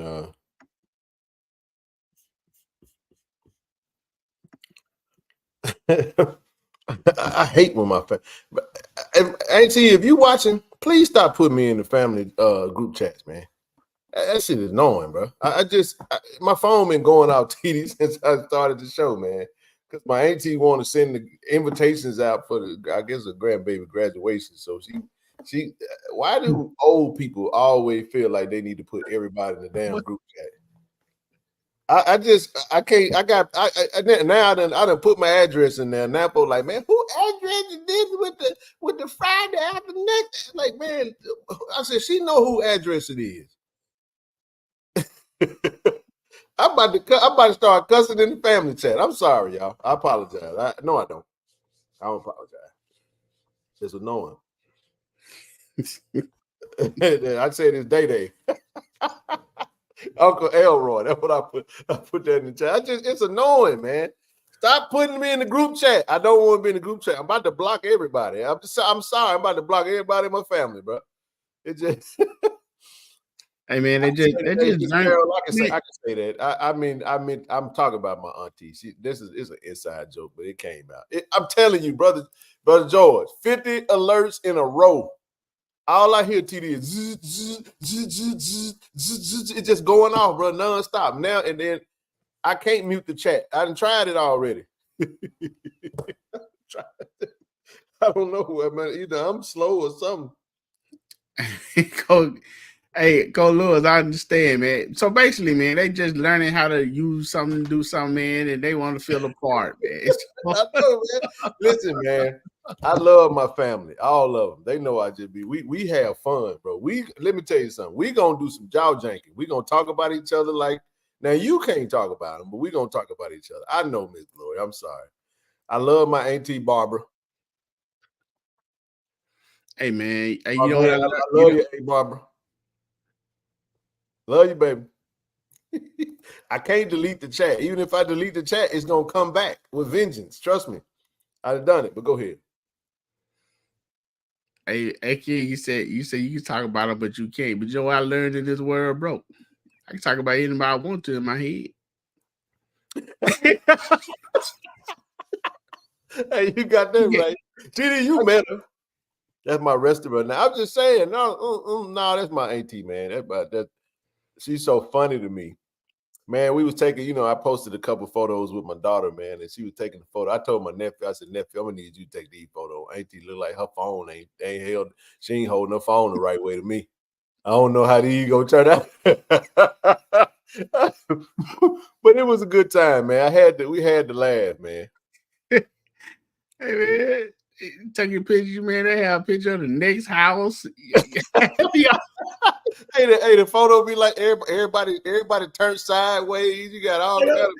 Nobody told you to straighten up your shirt, man. Hey, they said nothing. Just hold. I'm like, come on. But anyway, but no, man. Thank you, man. Them girls getting big, man. love my girls, man. But anyway, yeah, man, Didi, first and foremost, I want to thank God. Without him, none of this would be possible. Second, I would like to thank Jackson State for an amazing 4 years of my life. I can truly say that I can call Jackson home. I would like to thank every coach that has not just coached me, but helped me become a better man and on and off the field. I want to thank all his teammates. I appreciate y'all for pushing me to be the guy I am today. That being said, I have entered my name into the NCAA transfer portal as a grad with 1 year of eligibility left. And I'm proud of Didi, man, and I could tell it meant something to him. He got his two brothers on there, brother Tyus as well as brother Jeremiah Williams. And I know that was a very tight group, man. So I know that his departure affected them. That's the other thing, we hopefully there is no residual effect. Hey man, yeah, it's funny, man. They going on and on about my address. I hate giving my address out too, man. I hate doing that. But anyway, it just I always got to do just like my name, TD. Every time I get my address, I got to hear the same old jokes, bro. I live in Ranch. Yeah, man. Let me leave that alone. But anyway, his teammates. I know that hopefully there's no residual, but if it is what it is. I really like Coach Callie James as the defensive line coach. I think that the defensive line is going to be really solid. You still got True Thompson as well as Jeremiah Williams that was pegged to be starters this season. I know then you also got Tyus Martin, who came over to us from Colorado last season, who is a man in the middle. But then when you add a Tymon Wells, a Kazari Bowie, you add a Joshua Nobles who can play interchangeably on the inside and outside, TD, we're going to be okay. Right. Yeah. Hey man, you know what I noticed about D, man? But I think D went on like a fast or something. I don't know, man. D shedded a lot of weight going into, I guess, last year's season. I guess Cole Beef and them had him going, man. So if he's gonna continue to play in that middle, playing that defensive line like that, he might hit them weights a little harder, baby. Man, he had a great spring game. I mean, he shed some weight, but he got quicker. Yeah, a lot more nimble. There is a school that I think is the favorite. I think, but that school was the first school to give him a call. No Kenny Banks. I'm sorry. Yeah, we still absolutely got Stanley Cooks as well. I didn't go through everybody. Every time my name's, but I'm gonna forget somebody. I'm sorry about that, but yeah. But I will say this: I'm glad you mentioned that, Kenny, because when you think about it, let me ask the question. I got to ask a serious question. Do we know yet? No, we don't. Just they'll let us know that, and when we know that, we'll talk about it on the show, Natasha. Yeah, once we find that out, we definitely will let everybody know because we'll make sure everybody is aware of what games will be on national TV. Last year we had all of them on national TV. Hopefully they do something like that with us again. But what I was going to say was, if I asked you the question, when you have young guys, we talk about kids that are hitting the portal all the time, right, TD? What happens when we got one that's here? I don't want to forget about brother Jaden Bossy, a young freshman kid. Never really got on the field, never really got started. Fast kid, He entered the portal, and he's gonna have to find a new home. And we wish him nothing but the best. Probably wasn't our best idea to put him on the thing with Didi. Probably should have just left Didi by himself, but it's okay. Jency ain't going nowhere. That was a joke with Jency. Not so good one, Jency. Yeah, that wasn't a good joke. Yeah, that wasn't a good joke. I don't know, but that's Jency though. Y'all know he put LOL in the hashtag LOL. Got word of another one. I mentioned it, today in the chat, and we'll see what happens. So, got word of another defender possibly entering the portal. and anybody can go. The portal closes on April the 30th, so we still got about a good 8 days before the portal closes. Now, that doesn't matter when it comes to a graduate. A graduate can transfer at any time, whether the portal is open or not, because they already graduated. But that's only for undergrads for now, because hell, after a while, they're gonna get rid of the portal window. They just gonna have it to where Joe can transfer any time of the year, you know. So, but anyway, what was I gonna say? When it comes to, your players like Aditi, if I had to ask you the question, when you have a Stanley Cooks, a young up and coming young man who redshirted last year, if you had to choose, and I'm not saying to choose, I'm not even telling anybody to answer that. We're not going to make it a Stanley Cooks or Didi, but if you had to choose in a situation, if you are a coach, not necessarily, maybe saying had to choose probably ain't the right scenario, because Didi's situation is just not like that. I would say that having a Stanley Cooks in an instance it gives you some encouragement to know that your room is still healthy, because you do have a young up and coming body that can be on par with the talent of a Didi. Now, is he on Didi's level right now? No, he's not, but he can get there though. You follow what I'm saying? And you got him for 4 years. Seemingly, he has 4 years of eligibility. How long he stays, we're not really sure, but there's that development piece. That's kind of the mindset when you say, okay. And let me say this too: in a normal scenario, y'all, Didi and Tilly are the last of the COVID kids. That's it after this year. There are no more COVID eligibility. His extra year of eligibility stems from he has a COVID year. Because he's played 4 straight seasons. He played both seasons with Prime. Actually, you know what?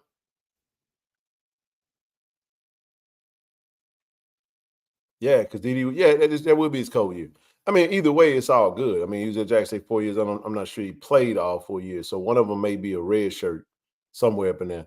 I don't want to get it wrong with his specific situation, but I will say this though: even with him leaving, he leaves from a position where the void probably won't be felt as bad as it would if he was off the edge, if that makes sense. But damn, I'm gonna miss Didi. You know what I'm saying? Because Didi is, I'm not even gonna, in no shape, form, or fashion, minimize his impact on the field. Leadership. He was a face of that defense. It's a major blow for the defense as it is constructed today. But let me say this, TD: the portal worked both ways. One can exit and another one can end. And there are several offers out there for defensive linemen. So the coaches are always looking for ways to improve their rosters. At the same time, you got one going out. You also got another one coming in. So it's just one of those things where you have to just be prepared at all times and have a good mindset about it. And I think we got a really good setup. I think we got a great coaching staff to handle the situation the way that they're doing it. And it's pretty cool to have a player. If you ain't got no players that's capable of going up, then you ain't really got no good team. I mean, the fact that he has multiple offers, and he just entered the portal speak volume for his talent. Yep. In the respect that, coaches have formed around around college football. So again, he has great leadership, and he showed his dedication. We got a couple of Tigers done pulled up in this thing. You got to say it's in this thing. Say it says great dude. And it's always good to hear from his teammates, man. This is that Kobe Powell in this thing said great dude on and off the field, will be extremely missed. Man, can't say it enough, but he knows the shit don't stop and his next man up. Let's go play ball. And that's the mindset of the team. It's always gonna be that way. They understand the business. They understand the business of college athletics. They're college athletes. They know what time it is. We had Kobe on Tiger talk. Kobe had a chance to leave. Sayers had a chance to leave. But being here or staying or leaving is all of this is going to be personal, man. It's every tub's going to sit on his own bottom. Nobody can ride anybody's coattail. You can't play in the same position. All three of these players play three totally different roles, and it is what it is, you know. Speaking of Sayers, I see Sayers if you don't go, Sayers is going to be a coach. He's already mentioned how he got an opportunity that he already got offered. And I've actually talked to his coach, talked about it, you know, him being a coach on the field. So it's so many ways to go pro. But like I said, don't want to minimize his impact. But at the end of the day, you know, you got some young guys in there that got an opportunity now to get some reps. So if I'm a Stanley Cooks, I'm not sure if he's watching this thing and I ain't telling him what to do, but I see something like this, man, I'm in that weight room. I'm in there working on technique. I'm training my ass off because now you got a chance to crack the lineup and get on that field and really make a name for yourself. You know what I mean? So again, sometimes you have to look at it, brother, as the bird leaving the nest. Yeah. The mother bird has so many eggs that has to hatch, and if you got one, bird, has hatched and that been there, now it's time for you to fly the coop for me to bring up others. You know what I'm saying? Time to soar. Time to soar. You know. So saying how to get it that way, man. I look at it. That's how I look at it now. I have been prepared, you know, I keep up with the changes in the sport. You have to keep up with it. If you're not keeping up with the changes that the NCAA are making with the sport of college athletics, the sports within college athletics or just college athletics itself, then you're kind of doing yourself a disservice because you're not really you're crippling your mind when it comes to this. You may not know what's going on. You may say, damn, when we started seeing this, we thought the sky was falling, but no, they're going to get some new teammates. It's just how that works, bro. The objective is to win the Celebration Bowl. So, you know, something else I noticed even from last season, a lot of people have a lot of stakes on Stanley Cooks. They like to call him gold mouth. So I want to see what that young man really going to bring to the table this year, Ken. Well, he going to have to go out there and put that work in, man. I mean, we was right there at the spring game, you know what I'm saying? And these two brothers that are in the chat, these are starters. You know what I'm saying? Understand the changing of the sprint, but the real lesson is longevity has its okay. But no, it's what the opportunity. I'm just saying this from an athletic standpoint. You know what I mean? Like I was an athlete, I was a freshman, and I you know what I'm saying? Like I had to put my work in, TD. I knew that the man ahead of me was leaving. And guess what? I knew that spot. I knew that there was an opening. Let me say it that way. Now, there wasn't a lot of transfers coming in during my day, but I'm just saying, like, it was we had already had the talent on the field. You know what I'm saying? I mean, on the court. So it was like, we got to go get it. And we had three players that was of the same caliber. And it was like, we got to go, who going to get those reps now? Who going to get that burn? And TD, that you got to go put that work in. And I ain't talking about just the work that the coaches make you do. I mean, I'm up early running 2 miles a day, lifting weights every single day, just making sure I get my weight down, making sure I'm in tip-top shape when I go play. There you go. That's a great comment by Kenny Banks. Say, how don't go mouth for real? He believes he can make some noise like all the defensive linemen. We got a healthy defensive line room. That interior line is one of the most solid positions on the defense, or if not the team itself. With the tenure, with the you got upperclassmen like Jeremiah Williams, True Thompson, Tyus Martin, and then you bring in a junior like Tymon Wells, as I stated, Kazarius Bowie. You got Goldmouth, you got Julius Noble who transferred. I mean, Joshua Nobles who transfers over, who can switch in and out. And I may miss a few along the way, but y'all get my drift. Hey, Ken, probably get you to, you know, maybe elaborate a little more on. And I would like to start with, you know, with Kobe, man. You know, after you guys did that sit down interview with him and he explained the path and the hardships that he had to take to get to where he is to start playing again, man. That was a great interview. It was very enlightening, and he was very open and candid in what he had to say. And you know, when I do my assessment of people, I don't get into my feelings. You know, I don't want to hear your mouth. I want to see your actions. Well, And with that being said, I started seeing Kobe coming on toward the end of last year, man. And the young man is relentless. You know, he's small in stature, but he's strong and big in heart. And I really want to see now that he and Jacobian or Zaire, whomever the quarterback is going to be, now they have time to really mesh and get on the same page. I really want to see his full ability this year in what he's going to bring, man. So let me say this about that. It's loaded what you're saying. It was a great interview. The perspective was there. I mean, he had opportunities. He expounded on that. He just felt like this was the better opportunity for him to stay put, and he still got opportunities. I want to move on to the next person because this is another scenario. We got Isaiah Kendall that entered the portal, and he plays the same position as Kobe. Kobe could have stayed. I mean, he could have bounced. Another player that is still with us now. Mind you, we're talking real time, TD.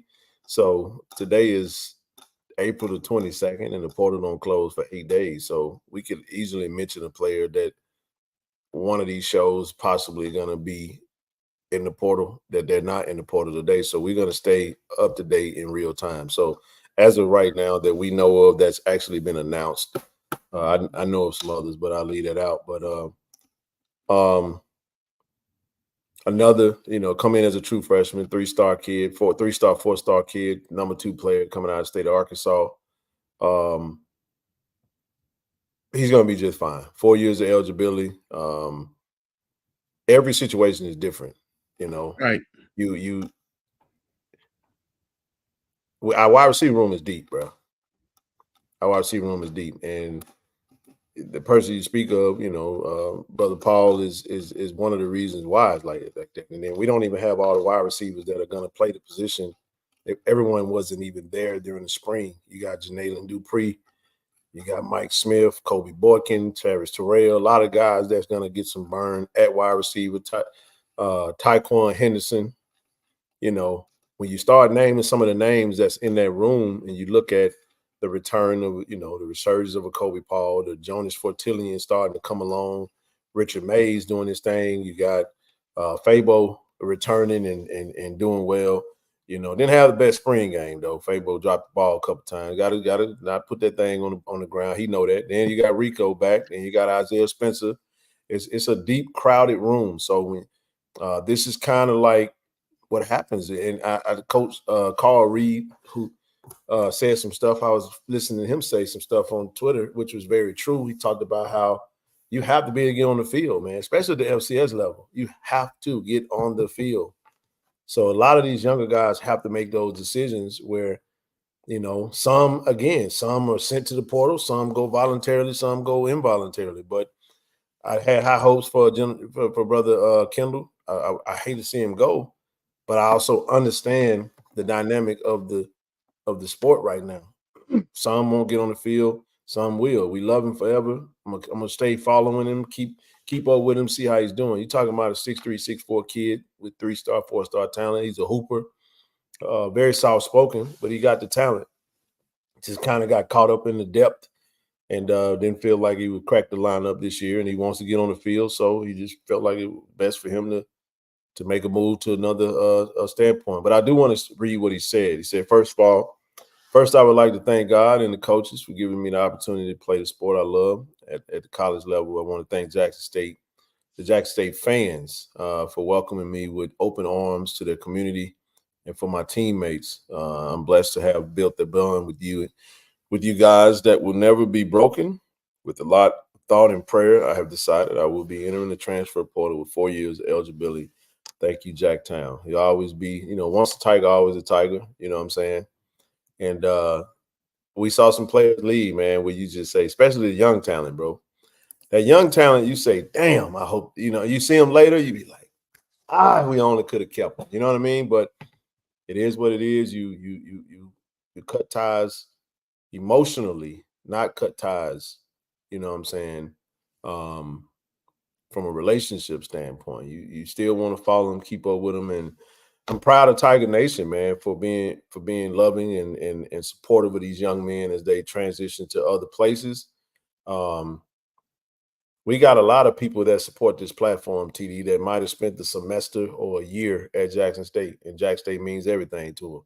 So it ain't no different than a player that comes and maybe stay a whole year, get their first year. If they finish somewhere else, cool. But in the end, it's all family, like Brother Isaiah just said. But to that point, TD, that I wanted to use him as an example of what you were talking about and how he could have chose that route, but that wasn't the route that he wanted to be on. Kobe, his journey was a little different due to injuries. He was right there and had another injury, so got set back. And then two, let's not forget that his relationship with Shador and Shiloh and Coach Prime, and being a high school teammate, being a wide receiver for I think the best quarterback in college football going into the season, if not one of the best, and having the ability to possibly go out there. But at the same time, it wasn't what was best for him. He wanted to get on the field, and look at what has happened. Look at what he's doing with his opportunity. And there are others who who exemplify that, and we're proud of him. And and we're gonna ride with him. We're gonna ride with all our guys, man. So we're gonna pull up, man. We're gonna pull up and show up, and whoever's on that field, August 29th, we're gonna be in Monroe, Louisiana, taking over whatever the hell the name of their stadium is, Warhawk Stadium, the Warhawks, or whatever. We coming to beat ULM, bro. And Blue, I saw Blue put out a tweet today talking about the upset on the FCS FBS upset on August 29th, 2024. He mentioned the FCS school. I think it was North Dakota State or somebody. I said, hey, you got the right date, but you got the wrong schools. I didn't post it. I didn't comment. I was thinking that, though. I was like, he got the right date, but I think he got the wrong two schools. So I know that the coalition ain't gonna give us a chance, but I'm telling y'all right now, we are going to beat ULM August the 29th. You heard it here first. I'm telling y'all, we're gonna win that game. I mean that. I'm gonna watch their spring game from this past weekend, TD, and check it out or whatever the case may be. And it ain't based off of what happened when we was there and all that good stuff. I just feel like this team is going to be prepared and ready to rock and roll. I think we're going to have some great pieces added to the roster. Because, see, this is the part, TD, that we only focus on, that most people only focus on. They focus on the exits. But see, we got to also think about the entrances as well. There you go, Blue. I knew it was out there. I knew it was out there. I saw your tweet, baby. I saw your tweet. I said, I didn't say nothing. I just said, I'm being quiet, man. I don't want to eat crow, and I don't think my guys gonna let me down. They going the ball, man. They going to put up, shut up. But no, I said that when I saw your tweet. I said, man, he got the right date. He got the wrong FCS FBS matchup though. We gonna beat them jokers this time around, y'all. I'm telling you now. Go ahead, brother. I mean, I'm not gonna go much on it. I do want to say this. I was said I ain't getting in trouble with that. I'm gonna just let you have that one, dog. Go ahead. No, I'm rocking with you on that win. You know what I'm saying? I just know it's so far down the road to me. It is. So I don't want to be on my hopes up and my expectations and be anticipating something that I ain't finna have right now. So I ain't even tripping on it. But I want to say, hold on. North Dakota State playing Colorado? Keep talking, TD. But is that's the game you were talking about, Blue? Was it North Dakota State versus Colorado? Go ahead, Doc. I'm sorry. Nah, man, that's actually what I was. Ooh, that's interesting. Damn. Hey. Okay. All right. I saw North Dakota State. I didn't even look at. I think my eyes are just TD. I think my eyes are just blind to like Colorado or something. I didn't see none of it. All I saw was North Dakota State and didn't even look at the rest of it. I think I was just scrolling. Okay. All right, keep going. I'm sorry, brother. My bad. In Boulder. Same day. Damn. I'm gonna be in Monroe, so we're gonna be looking. And we gonna have I'm gonna have the phone on the sideline, dog. We're gonna be watching that. I gotta see that, dog. Hey, first game slip up. Yeah, that's right. He said that's the upset I was talking about. I'm hoping North Dakota State in prime pay. Hey, you ain't by yourself, man. All right, go ahead. My bad. Oh, Blue ain't holding no punches, huh? Ain't nobody holding no punches, man. Did y'all hear about Shiloh filing bankruptcy? I don't want nothing to do with that. I'm out on that. I told them in the chat today, we are not delving into the Colorado. I don't care about none of that stuff, man. I don't care. I will say this though. I'll touch this.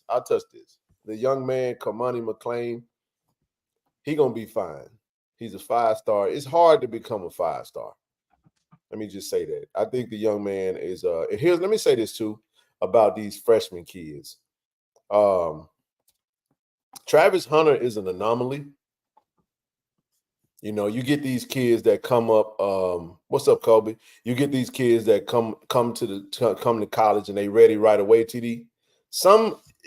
I think sometimes in this microwave, you touched on this. Great point. You talked about the microwave society that we live in. I think sometimes we think that some of these kids supposed to pull up and show up, and they supposed to be ready to rock and roll right away. Not every 18-year-old kid coming out of high school is ready to get on the college level and contribute right away. Some of them might be developed physically. Some of them might be mature mentally. But it's not abnormal to have a young man that needs to establish a better work ethic. I don't understand this over sensation, this over all this energy to denigrate a kid and tear down their character because they ain't really fully understood that they are as talented as they are and the work ethic that comes with it. You still got to develop them up here and teach them how to mature and become a man. That's still a part of the process. You know what I'm saying? We've all made dumb decisions and we all been that lazy. That's true. They are getting paid. They are getting paid. Yeah, that brings the difference.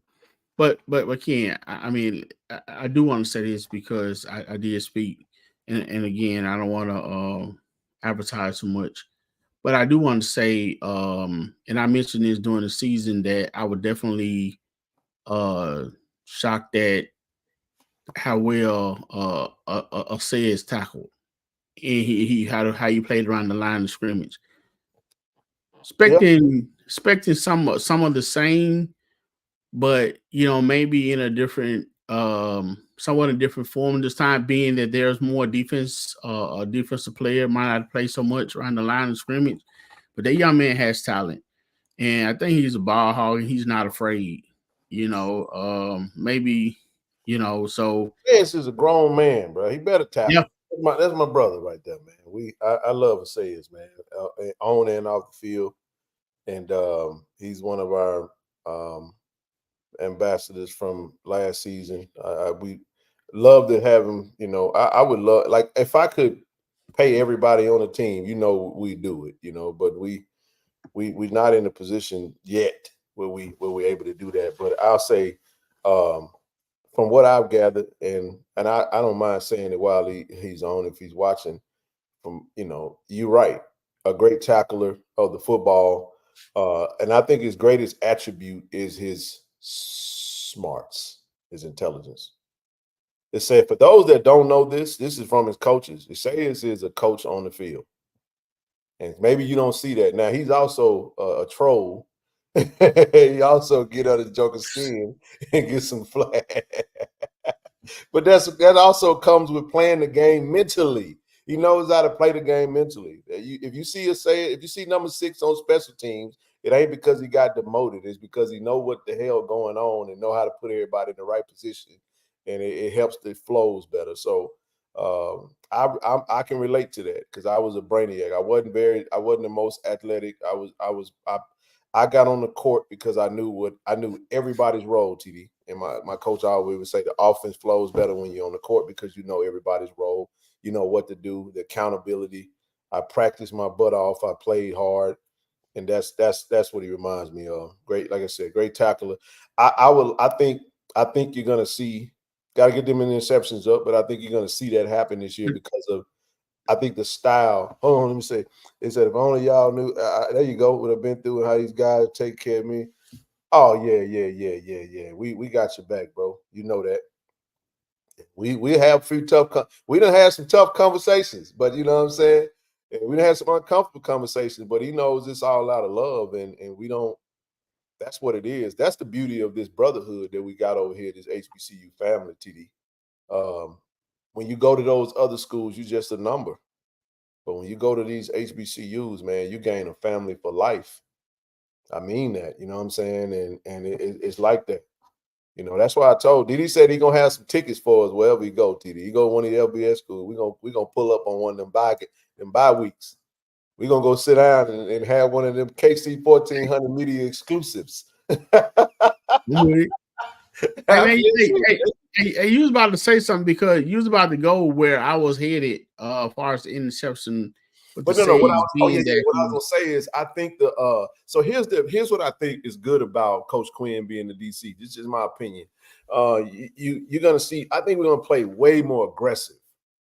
And when aggressive defenses that take risk. Remember what we talked about last year? We wasn't blitzing. We wasn't blitzing that much. We were running a lot of zone, you know. You still gonna get some of that, TD, but boy, we finna get active on that defensive line, bro. We're gonna put some quarterbacks in a tough spot.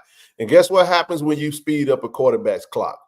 You make them have to make their decisions a half a second or 1 second faster. That's gonna lead to some mistakes. Ken, will y'all be in JSU gear? I got all JSU gear on right now. The only thing that ain't JSU right now is my drawers and my shoes. Do you hear me?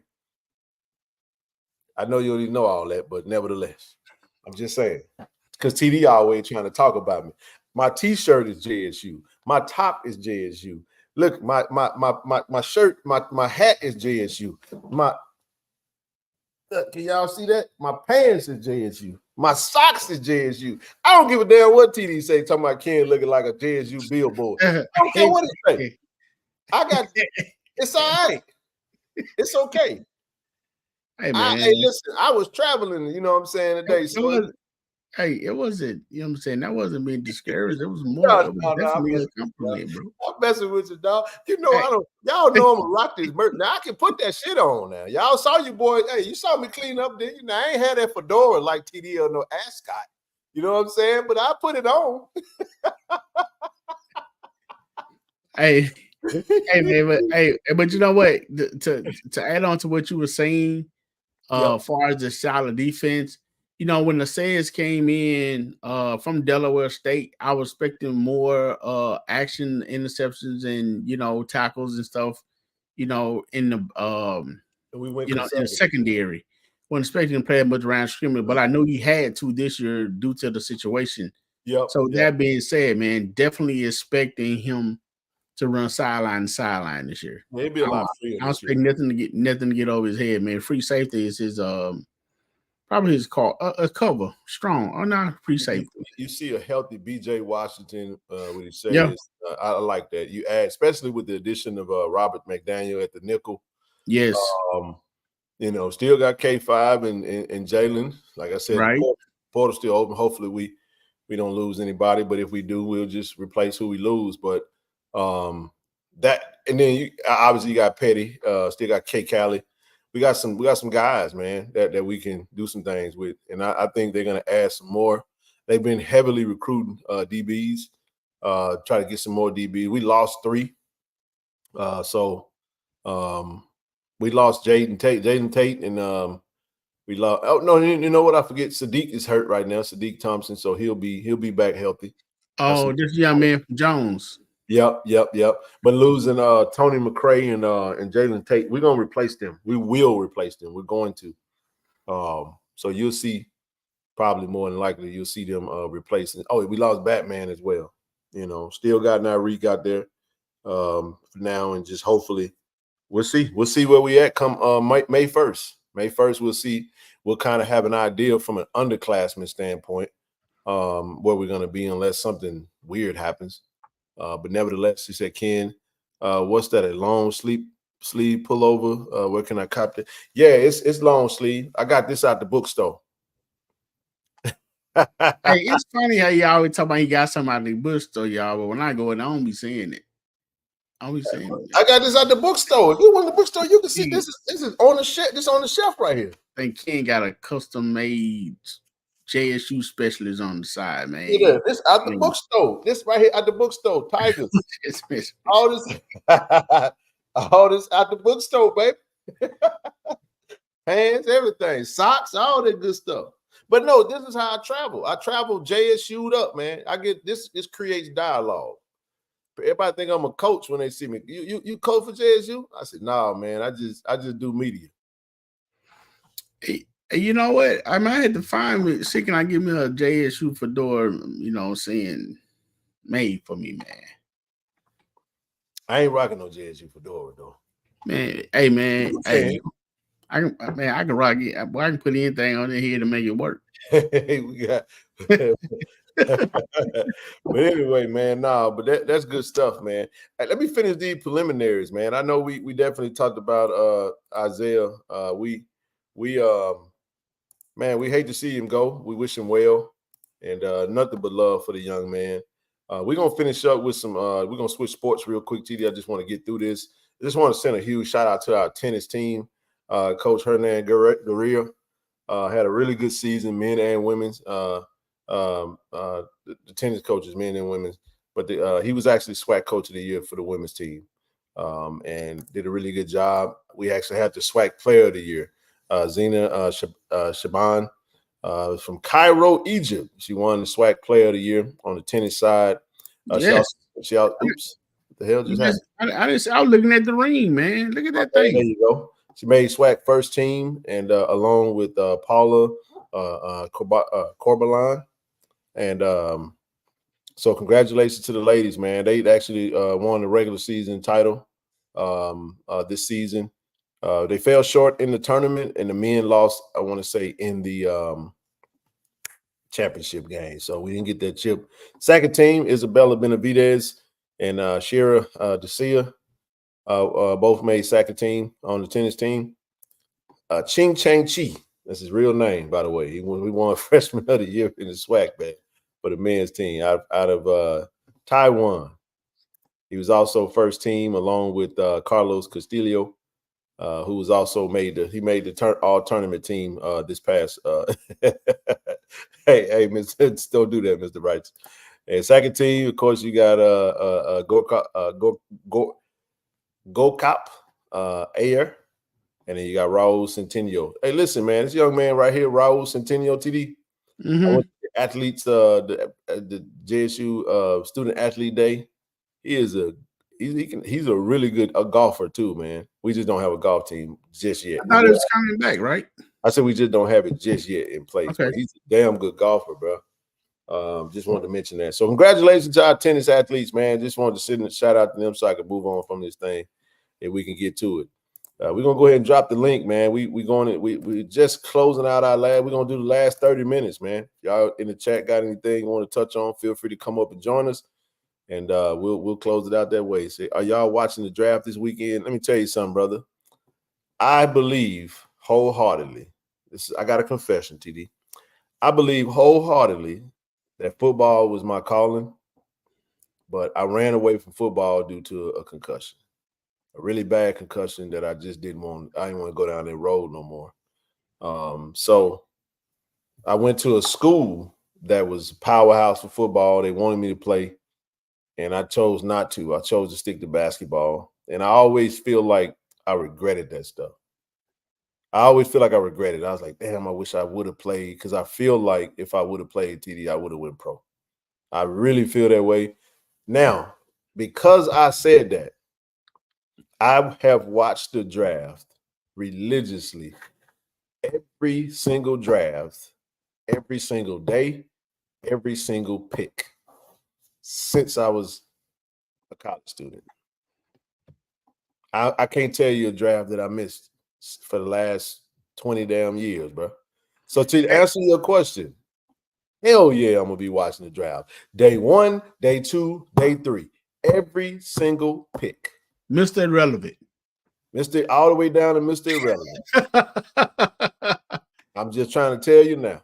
I can't, so you would have been out with, what's the name? Praylin Harris? Hey, come on up for me, Jay Shaw. I'm not familiar with this. Come up and let me know what you're talking about, brother. Huh? You would have been out with Harrison? They end up playing for the 49ers? Hey, let me so this is the thing, brother John, Gene Adams. Hold on real quick. This isn't uncommon. This isn't uncommon. What that shows is immaturity on his part, and it shows a need for development mentally. Regardless of the fact that if that was the case, that he was pacified, he was playing at Lakeland High School, over in Florida, and that's a powerhouse program, one of the top players to come out of his high school. Some players get it later, some players get it earlier, but there still is a level of coaching. None of it means that you have to denigrate the young man for that. You can say, hey, man, he got to get better. This is just not the right situation for him. But the stuff that I've seen come after that, I don't give a damn how much he was pacified. And I don't care if there is 1,020 kids that's better than him. The stuff that you've seen come after that just wasn't necessary. You don't have to go attack a kid because that he's an 18-year-old and he ain't. 18-year-olds don't have a clue. I just sat down with my daughter for an entire evening, TD, after 19 years old for the decision that she made. What you got, bro? Hey Ken, I was going to say real quick on what you just said. Jay Shaw, that's the email address. You can send that to me. Go ahead, brother. The phrase that is, man, if someone shows you their hand, shows you who they are, you believe it. That's not the first time that things like that has occurred. Things like that has been said. We've seen it. We've seen it on, TV and everywhere else. So you have to, you have to make a decision for yourself. The hand was shown, so if you understand what I'm saying, then you understand what I'm saying. Kobe. I know exactly what you're saying. Thank you, Kobe. They don't know that kid, man. At the end of the day, it's easy target. And let's just address the elephant in the room before you go, Trent. What has happened is that it's just like that. Y'all been keeping up with this hip hop beef. I'm gonna tell you why I bowed out of it. I'm a Kendrick Lamar fan, and I get all of the, I listen to Drake and all that good stuff. I got a point, but it's pointless to debate anything nowadays. I was a LeBron fan and an MJ fan. It's a pointless conversation. You know why? Because debates don't work anymore. People already have made their mind up, TD. And what are you going to be doing? You're going to be wasting time and energy trying to talk to a grown man or grown woman about something that they're thoroughly convinced on. It is what it is. You follow what I'm saying? So it's better for you to just say, you know what? This is how I feel, and I don't got to talk about it. This is how you feel. I ain't interested. And this is why I'm saying that. Because there are a ton of people who follow our previous coach that it does not matter what comes from that area, from that direction. They have already decided that their position is anything that goes against the image and the trajectory of what they think about that side of it, they're going to attack it, whether it's a player, whether it is someone with an opposing opinion, whether it's someone with information. It's just what it is. It's a media machine that comes with that. We experienced it for 2 years. We also contributed in a part of it. When you were a part of something and you understand it, when you get out from up under it, some of us could not see the forest for the trees because we were in it, me being one of them as well. I ain't got nothing bad to say, but I can definitely tell you what it is. It's very Donald Trump-like. This is the world we live in now, where people follow people The idolization of men is at an all-time high, and it is what it is. I'm not debating that. It is what it is. That's why I had a conversation with the young brother. I see him in the chat tonight. Shout out to Juice. I made it very clear to him, look, we don't have no interest in discussing that, but I'm just talking about the Kamani young man. I think he's going to be just fine. I had 3 schools, and I know this off topic, 3 schools that young man could go to right now out of that list of what was out there. Number 1 on the list, UT. Go to Austin, Texas, young man. They got plenty of money over there to give him and pay him. They'll love to have a 5-star cornerback because they freaking need it, for one. Number 2, if you can't go to UT, you either carry your behind to Athens, Georgia to play for the Georgia Bulldogs, or you go to LSU. Those are my 3 out of the list that I saw. Man, go to the SEC, get a bag, get developed, and just be quiet and put your head down. And if he didn't have the work ethic, sometimes some kids need to be doubted and shown that, you know what, you ain't gonna be nothing. And maybe that's the motivation that he used to do like what Coach TC said Ashton Taylor did. He took advantage of his opportunity and said, you know what, I'm gonna prove you wrong. And he still got time. The kid got 4 years of eligibility, so I think he's gonna be good. And then look, well, I'm just saying, like he mentioned, he got to get the offers. That's true. I'm not saying that he got offered. If he goes to UCF, cool. I'm not keeping up with him like that. I just mentioned him. Wherever he goes, get with a coach that's gonna allow you to develop and go work your butt off. And it is what it is. We'll see what happens. Anyway, brother Trent, how you doing, man? Good evening. How you doing, brother? Doing well. Doing well. All right. First Good of evening, all, Trent. how you doing, TD? Yeah, I see I missed Zoe tonight, but we know how it gets about this time of night for Zoe. Yeah, Zoe got about a 30-minute time, wasn't it? Bro be tired, man. Plus he had a toothache today, so I appreciate him for pulling up and holding it down for the time that he did. Go ahead, brother. Well, not to belabor us for very long, I had a couple of points to make. First of all, Ken, want to again give my condolences. We did have a short opportunity to chop it up this past weekend, and do want to extend my condolences. I know that's a hard thing to have to go through. You know, second of all, really why I logged on, I wanted to just briefly put in, and I put it in the chat, you know, with regard to the NIL and the portal, part of what I'm concerned about, especially for a school, you know, like Jackson State, an FBS school, some of this stuff is going to get to be so transactional. Yep.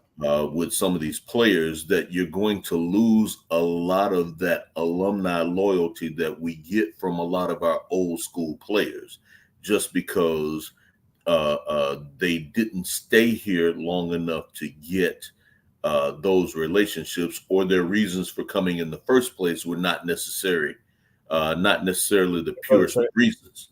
Brother Trent, give me 1 second. Yes, hey, sir. Gene Adams, I'm gonna go ahead and bless you real quick. Yeah, I'm gonna get you on up out of here. I'm done. Let's keep moving. Okay. Yeah, you get a 1 stupid comment limit. Keep going. But I saw where that's going, and I ain't got time for that no more. That's why. See, Juice, if you're watching, this is why I don't want to indulge in that. We're not interested, man. We're not touching that shit, because this is why we had to fight that shit for the longest. It's a waste of time and energy, and I ain't got time for it, man. I don't. I'm done with it. But keep going, bro. And you know, NIL and the portal will create a lot of transactional relationships for smaller schools like Jackson State is. You know, we're great for FBS attendance, but in the end, in the larger scheme of things, we're a small school in the grand scheme. Correct. First of all, because we're not an FBS school, you know, and second of all, we're not Power 5, we're not Group of 5. So a lot of advantages that those schools have, we don't have. And I think that, you know, I'm concerned that you will have a lot of athletes who are coming to Jackson State for the wrong reasons. And the school might suffer 10 or 15 years down the line because you start to lose an athletic alumni base who have any kind of loyalty to the school. And so, you know, that's a concern of mine. Mo And, Williams talked about that, Trent. He I'm said, sorry? Coach Mo Williams talked about that today. He said yesterday, he said the TBT tournament, he said, Mhm. he said, this was Sunday. He said the TBT tournament, they be having like alumni teams. Yeah. He said that's going to kill that notion, because what are you going to do for some of these players who leave and go to different schools? What school are they going to claim? Right. All right, go ahead. So, you know, that was kind of the point that was on my mind that made me log in into the link tonight, you know. And thirdly, to a point though that you raised, Ken, just a few minutes ago. Look, I try not to get into hip hop beefs. I find them to be largely pointless, and I have to commend J. Cole for bowing out of the beef. Having said that, the greatest hip hop beef of all time has to be LL Cool J versus Kool Moe Dee, because I don't think that there is any greater than Let's Go versus Jack the Ripper. And by the way, LL had the greatest long-term career, but Kool Moe Dee won the rap beef. My And man. with that, I'm out. My man.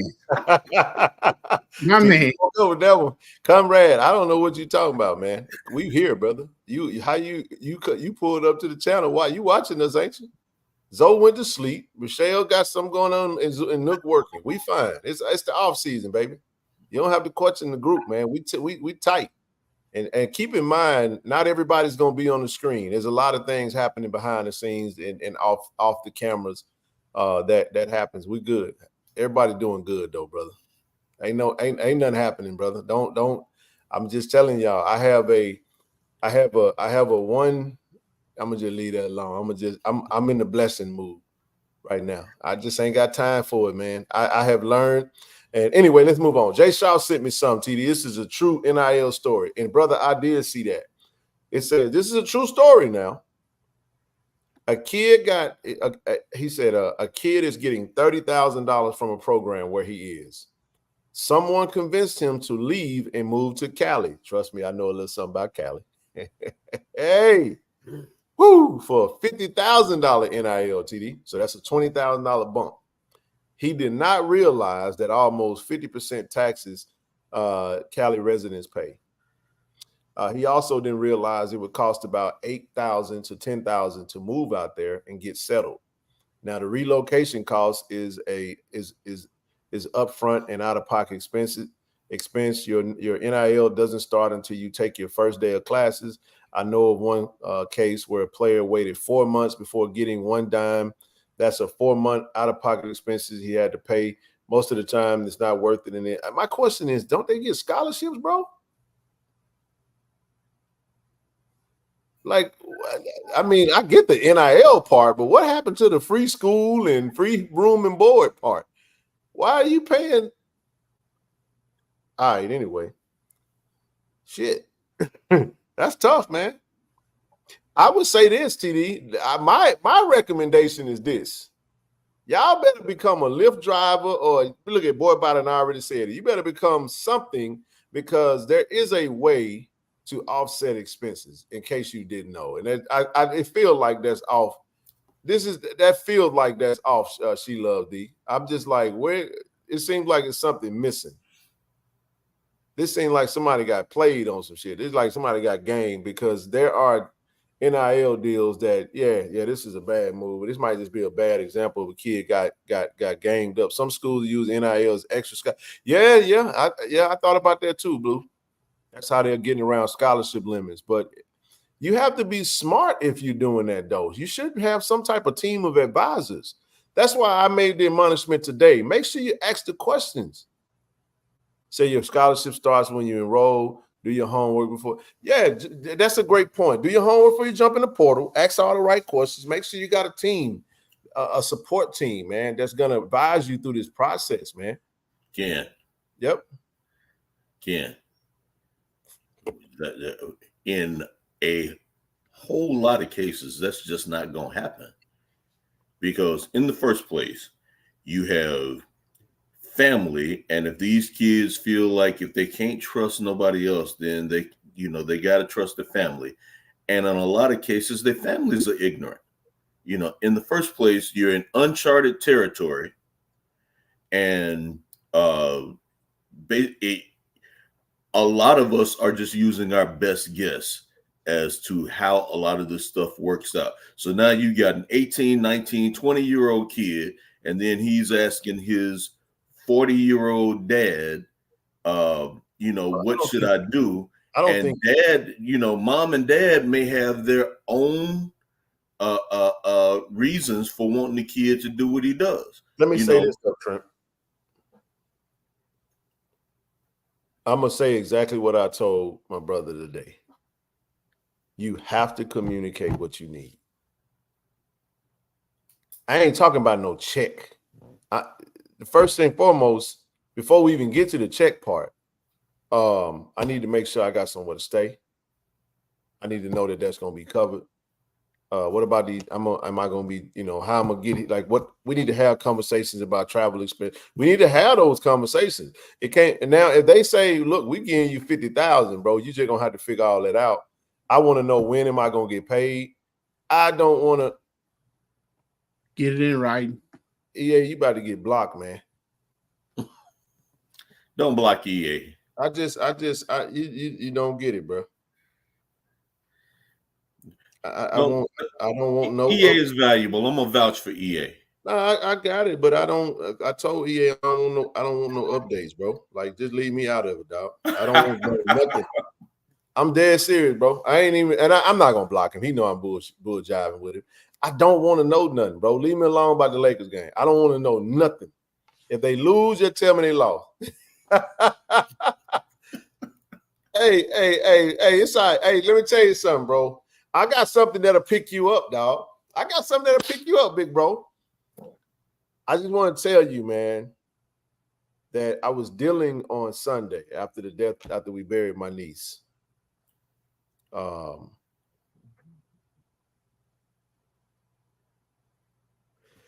I watched that video I watched that clip of you, bro.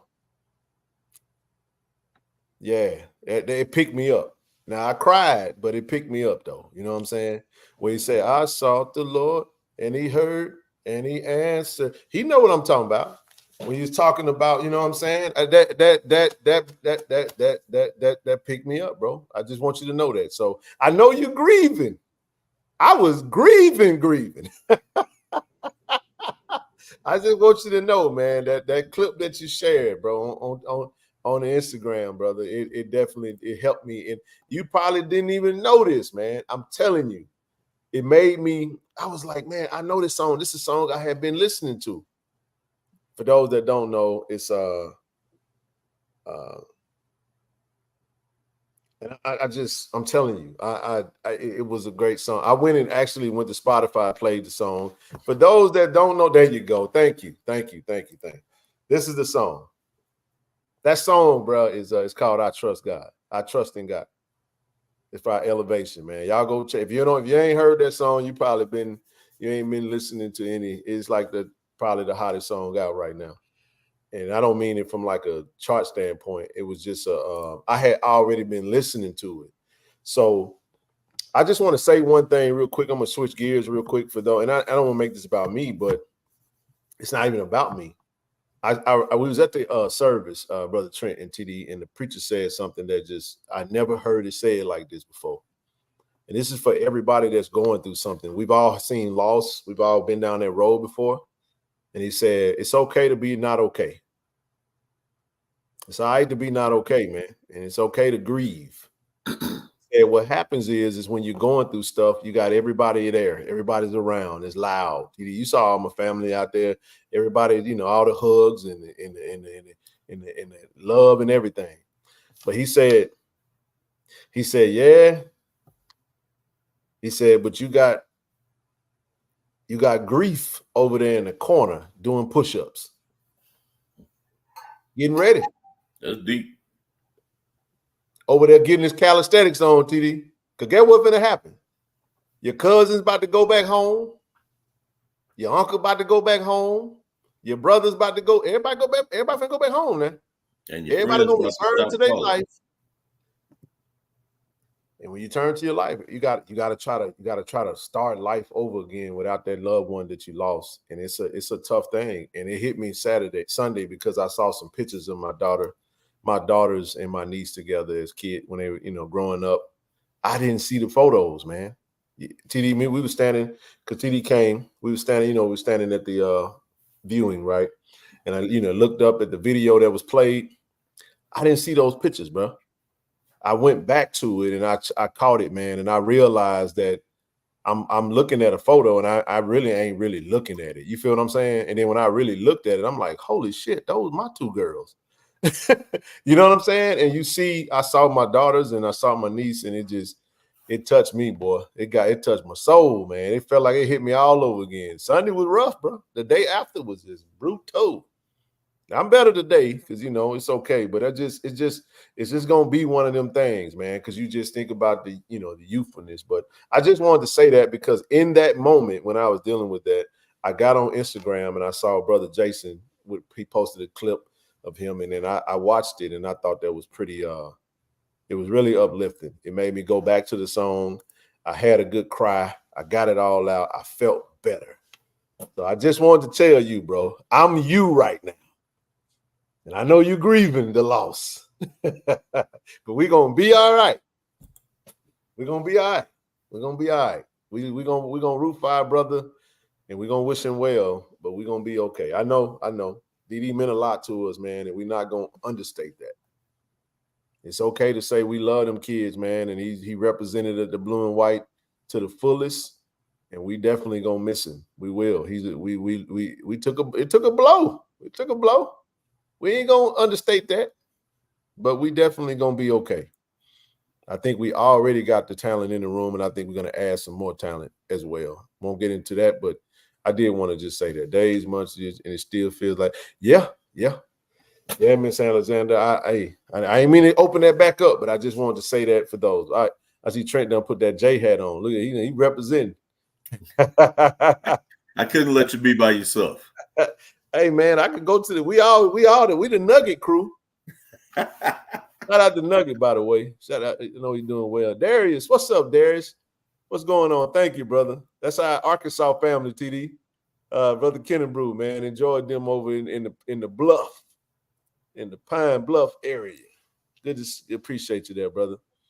But no, man, what was that? What was that we was talking about? But yeah, we was talking about the NIL, man. All I would say, Greg, hey, TD, what up, my guy? He said, I would just hope that we can continue to propel what we're doing in the space that we're in.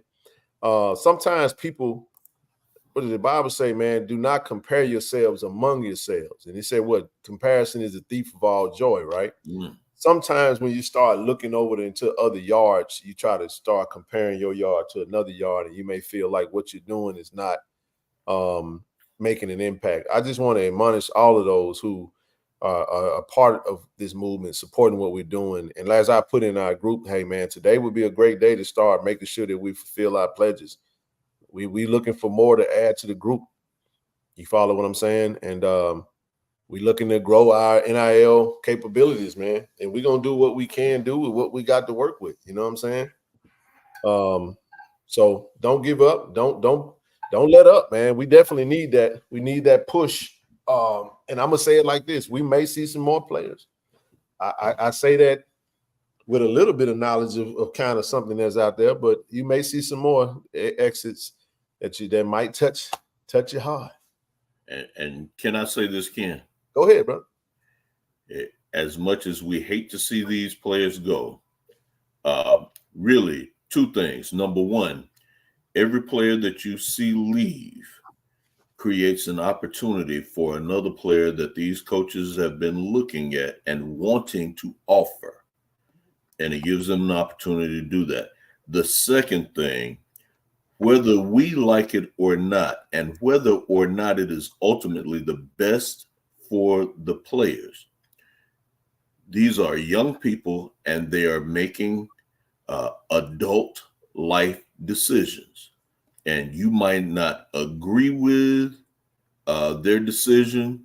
You may not think that their decision is for the best, but they are young adults. We have to treat them that way Mm-hmm. and respect their adult decisions. And also keep in mind, this has been said several times. Some people are in the portal voluntarily, and some people are in the portal involuntarily. And if they are involuntarily in the portal, no matter how much hype that they brought in when we signed them, the coaches have had probably about a year to look at them and said they either fit the program or they're living up to the hype that they had out of high school, or they're not. And that might be hard for some of us who are saying, well, this person was a 3-star, this person was a 4-star. We expecting them to do this, that, or the other for the university. But a year in, other players are outplaying them. And we just have to deal with that. I want to say this about the portal, just to add a little bit more perspective. I remember when the first day hit, TD and Brother Trent, I saw this on Twitter. Somebody put out there. They said as of 5 p.m. Eastern Standard Time, it said there are 32,000 football players in the portal. Mm-hmm. There are 135 FBS schools with 85 scholarships. And this is what they said. If each school signed 10 players out of the portal, that's only 1,340 players signing Division I scholarships. There are not enough available. Stay at your school if you can. Amen. Now, what they did not add, they didn't add the FCS schools. Of course, you got over 100 HBCUs. And not all of those are D1 schools.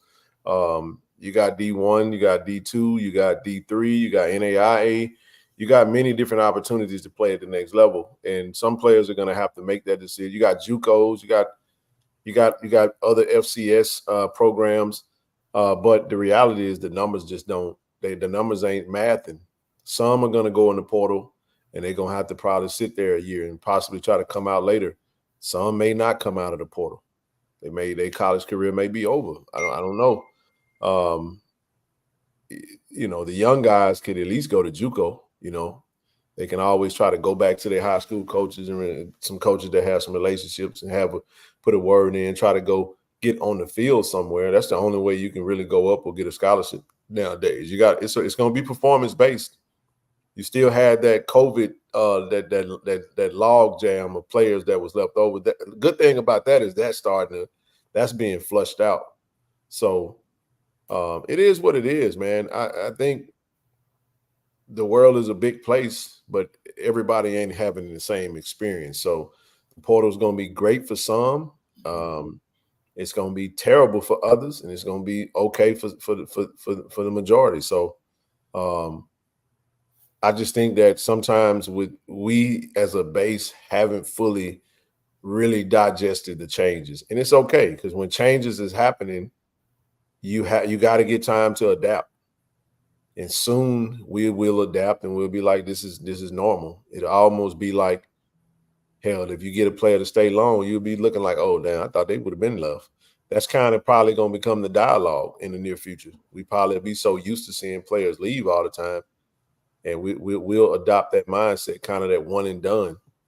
Now, I would say the moms and the dads in the situations are going to have a lot to do with that. You know what I'm saying? Outside of that, but even with that, you're gonna have a lot of players. The world is a big player. Everyone not having the same. That's true. I'm just saying, bro. I don't. This is what I don't. This is what I try not to do. I try not to. I don't like blanket statements. I don't like saying all ain't nothing. You don't know. Stop saying when people start a statement with a group of people. I say stop. You don't know though. You don't know everybody.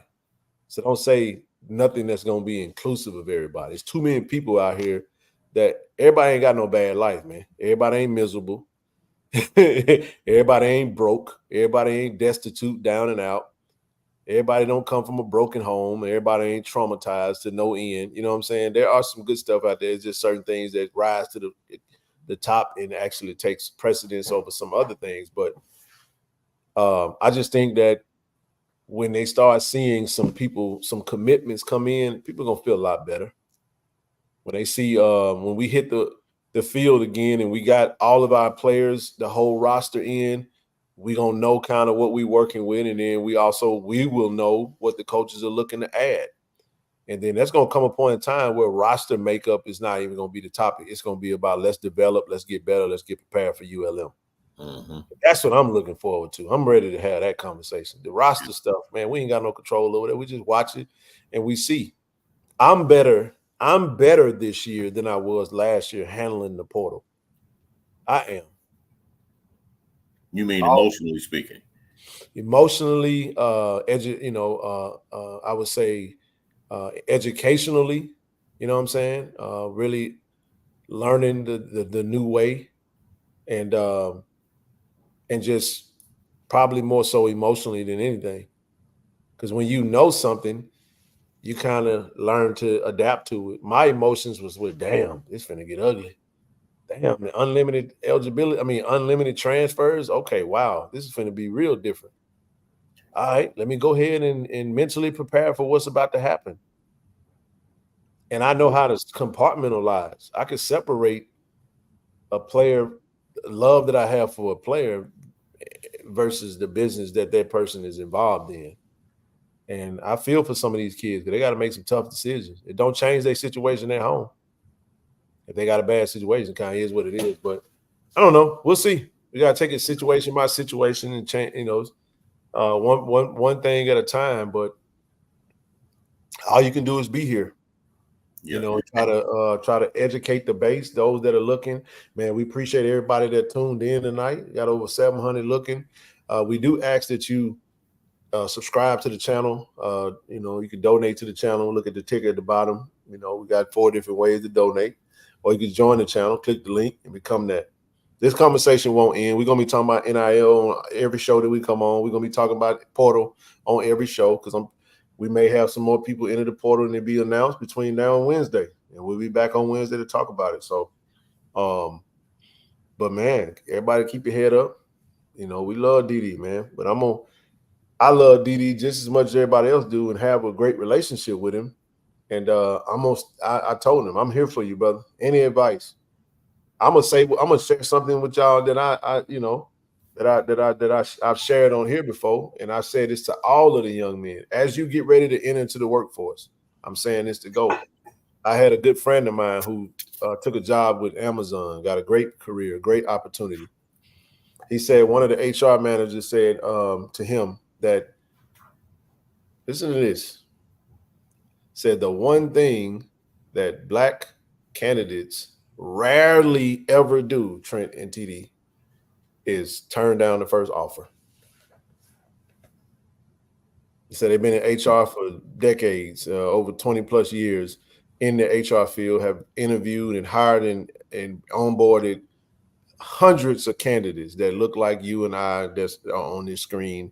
And I'm just telling you now, it is what it is. Mm-hmm. So it equals a lot of undervaluing of ourselves. I'm sorry, TD. Yeah, I was just about to say, I understand the statement that lady made to you and that you just made, Ken. Bro, when you're in a situation you come from struggling, you just try and do what you can to make it, how you can. So when you're not I want to use the word, if you don't know to do that, you feel that if I don't take this offer, then they're just going to take it away and give it to somebody else. You don't know this is up for negotiation. So if you hadn't come from that background where you know those things, it's difficult to try to form a negotiation with someone when you don't know to negotiate. You want the biggest example? Talk to Scottie Pippen. I'm pretty sure he can tell you about it. You know what I'm saying? So here's the thing of it is, it goes back to that bootstrap thing. You got to have one to do it. Well, now the generations behind us are in better position because we have gone through the fire for them. No, I'm with you. I think I'll say this about that. That could be the case initially, but you grow and you learn and you it's more about when you know your value, when you're prepared and you're able to a part of applying for, and I saw it, y'all. I mean, I didn't see it, but I kind of saw what y'all looking at. I don't have no emotions about it. They lost. It is what it is. Look like a buzzer beater, from what I could tell. But it is what it is. 2-0, they down 2-0. I ain't gonna look at the highlights. It is what it is. But as you elevate and you go into certain spaces, what you say, TD, each one reach one, teach one. That's what good mentors is for. I had never heard of that until somebody told me. And I entered an opportunity with a particular role that I had was going to make more money than I ever made professionally. And it is nerve-wracking, TD, when someone says turn it down, counter offer, and then go back and because you're in a situation where you don't want to lose that opportunity. You don't want to oversell your hand. You don't want, you know what I mean? But the reality of the matter is that if they want you, they want you. And if they want you, they will pay you what you ask them. So it's just it comes with Now, knowing. I'll give the example this way, and I'll leave it alone. It's not a one size fits all, TD. It's not. Sometimes some opportunity just kind of is what it is. You kind of know what the pay is before you go in. I'm saying in certain scenarios where there is a little fluidity with those opportunities, and you do the research, you look at the fair market, you know kind of what the ballpark is, you kind of are prepared, you got a coach, you got somebody that's gaming you on that, and they go and they throw this number at you, and you say, that's way below all of the research I've done. I trust my work, I trust my research, and I also know what I bring to the table. There'll be opportunities to say, hey, man, I need this. And then you counter offer, and then they'll come back. More than likely, they either say, yeah, they might meet you in the middle. I've never seen, and the reason for saying that was that's not a bad conversation. That's actually a great conversation because now you're at the point where they are ready to offer you money for the role that you interviewed for. They've already decided that you're their guy or she's your girl or your lady. That's who you want. You're at a great interval in that conversation. There is not a lot of examples of someone saying, thank you so much for that. I'm excited to get started with you as an organization. I am aware of according to my research, whatever. I appreciate the offer, but I want to request that we readjust. However you word it, I'm not trying to give you what to say. There's a way to say it without it being a conversation that comes back with, look, damn it, you either gonna take this or we out. It's not. You so far in the negotiation. That's a thing that we are afraid to do because a lot of times we just aren't in that situation, or our circumstance may be so. Damn, I'm so happy to have this opportunity. This little offer is the most I've ever made, or whatever. So let me just take the first one that's out there. Why am I talking about this? Why am I talking about it? I'm gonna say this is tied to what I said, and I'm gonna shut up. I was only telling the individual, don't get too enamored with your first visit because you may go somewhere that looks better than what. If all you know is JSU, and you get to go somewhere else, where you go may be aesthetically enticing. My thing was, okay, it's aesthetically enticing. It's a little more. It's some money on the table. What are you comparing it to? Because if you comparing it to where you just came from, but if you got all these opportunities, I was like, take your time, go vet these other opportunities because demand is attractive. If you're in high demand, that's attractive to other folks that are looking for you. So now you're in a game where, let's say you got 5 schools that you want to go to. You narrow down your 5, you make your visits, and you go and you go through the recruiting process, and you really do what you do. But it is what it is. It said the Lakers blew a 20-point lead. Yeah, they deserve to lose with a game winner. I ain't looking at that shit because they blew a lead. It is what it is. All right, I'm done. Go ahead, TD. My bad. I see what they were talking about in the chat. Blew a 20-point lead, man, and lost by a buzzer beater. You deserve to lose. And I'm glad I didn't watch it because I'd be highly frustrated if I did. And I ain't looking at I ain't looking at no highlights, just so y'all know that. I ain't watching nothing. I don't care nothing about none of it. And it looked like he beat him at the buzzer. That they deserve to lose, man. It's just janky like that. But anyway, that was my whole point. I was trying to use a real world example, TD, but I was really just trying to convince bro to just make sure you just take your time and weighing your options and put your best foot forward and just be prepared and do your pros and cons based off your visitations, man. And we'll see what happens. Right. And you told him exactly right. You know, and when we were talking about negotiating for jobs, I mean, it's different in the sports world because now you know what it's going to take for you to get where you need to be, and you are being sought after. So, therefore, I mean, even in the job, even in the job market, if someone call you and say, "Hey, I want you to move to Arizona to do this job," I mean, you on the table to negotiate. Once you are reached out to, that's a different scenario then. Yeah, that's true. So in this case right here, you're like, hey, can you handle my travel, where I'm going to live, what I'm going to do, But that on the table, and to every visit you take. And like you said, don't stop at the first house. You know what I'm saying? Don't marry the first lady to come around. You know what I'm saying? Weigh your options. That big button smile, like I'm all in. Be like, whoa.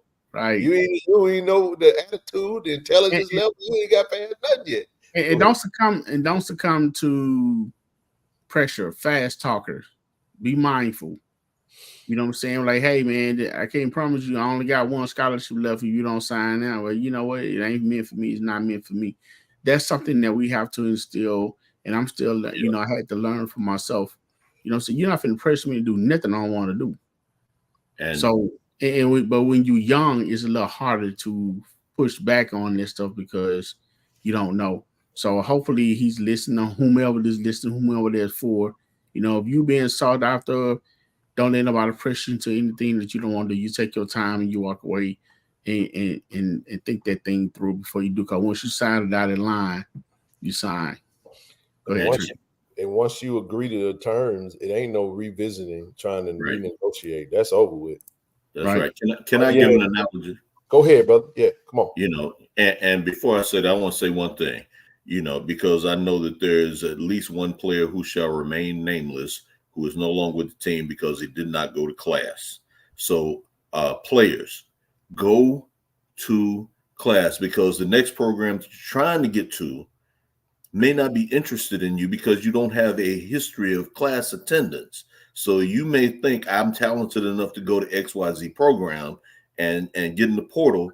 But if the report on you is he does not go to class, then you're not going to be useful to them because it is still college and academics still do matter. So that was the thing. But to my analogy, about 20 years ago, I left a job involuntarily, I might add. And I had two offers to go to my next job. One was for more money than I had ever made as a base salary. The job I was leaving, I had made plenty of money in bonuses. But this particular job, as a base salary was offering more than I had ever made. The second job was saying, we will bring you in slightly above what you were making as a base salary. But if you work within our program, then you will be fine within a couple of years. Now, for where I was in my life at that time, the choice that I made was to go to the job that paid more base salary. If I had sat down, thought the thing through, and asked the kinds of questions that Ken has been saying that you should ask tonight, then I would have taken the other job and dealt with the lower base for a couple of years because it would have been a better long-term benefit and probably a better work situation, because the job that I took, number one, turned out to be a sweatshop, for lack of a better term, where I didn't have weekends to myself. I had to give up a lot of time with family. Literally, I would leave church and go to the office and go to work. So I was practically working 7 days for a company that I can guarantee you did not fully appreciate my talent and my effort, despite all the things they promised in the beginning. And so you really have to ask the hard questions. And to the point that was just made, yeah, I was told to the company that was offering the higher base, we need a decision by Monday. And at that point, it was Thursday. So it's kind of like, they didn't want me to be able to make a proper evaluation of whatever else might have been out there for me. And if I had actually had that time and been able to fully explore and talk to some other people, then I might have made the, historically speaking or retrospectively speaking, the correct choice. Well, my thing was that just have a good you have to be eligible when you leave your current destination, when you arrive to your new day. That's true. You have to be. The biggest thing is just making sure that you have a good support system. I would just say that always have a. How do you know? I mean, just you'll know. I mean, you would think you would know. I would say just have you would hope they have a good support system. Listen, I am not a harbor of information. I don't hoard information. If I can be of any use, especially to a young man that I have a relationship with, and there's any of them. We're available. I mean, you reach out to me, and we have a relationship that was a part of whatever we were doing here. You're damn right. I'm gonna give them the game if I can. Hey man, make sure you do this, this, and this. You know what I'm saying? Leverage it this way. What's your mindset? What's your thoughts? I'd much rather do that than to see somebody, because somebody had to give me the game. You follow what I'm saying? So I never forgot it though once I knew it. So I try to share that with anybody. Anytime I talk to someone, and I mean that, anytime I talk to someone now, I don't care if they're going to Red Robin to become a server, or whatever the case may be, or Bart, it doesn't matter. My thought process is always, you're going for an interview or you're going to, for an opportunity, are you prepared? What's your opportunities look like? Okay, cool.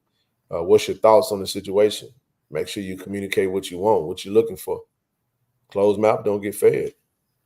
I don't care how ridiculous I might think what you need and what you want may sound. It may not sound that way to them if you go in there with a plan and you come in there with confidence and know what you're talking about.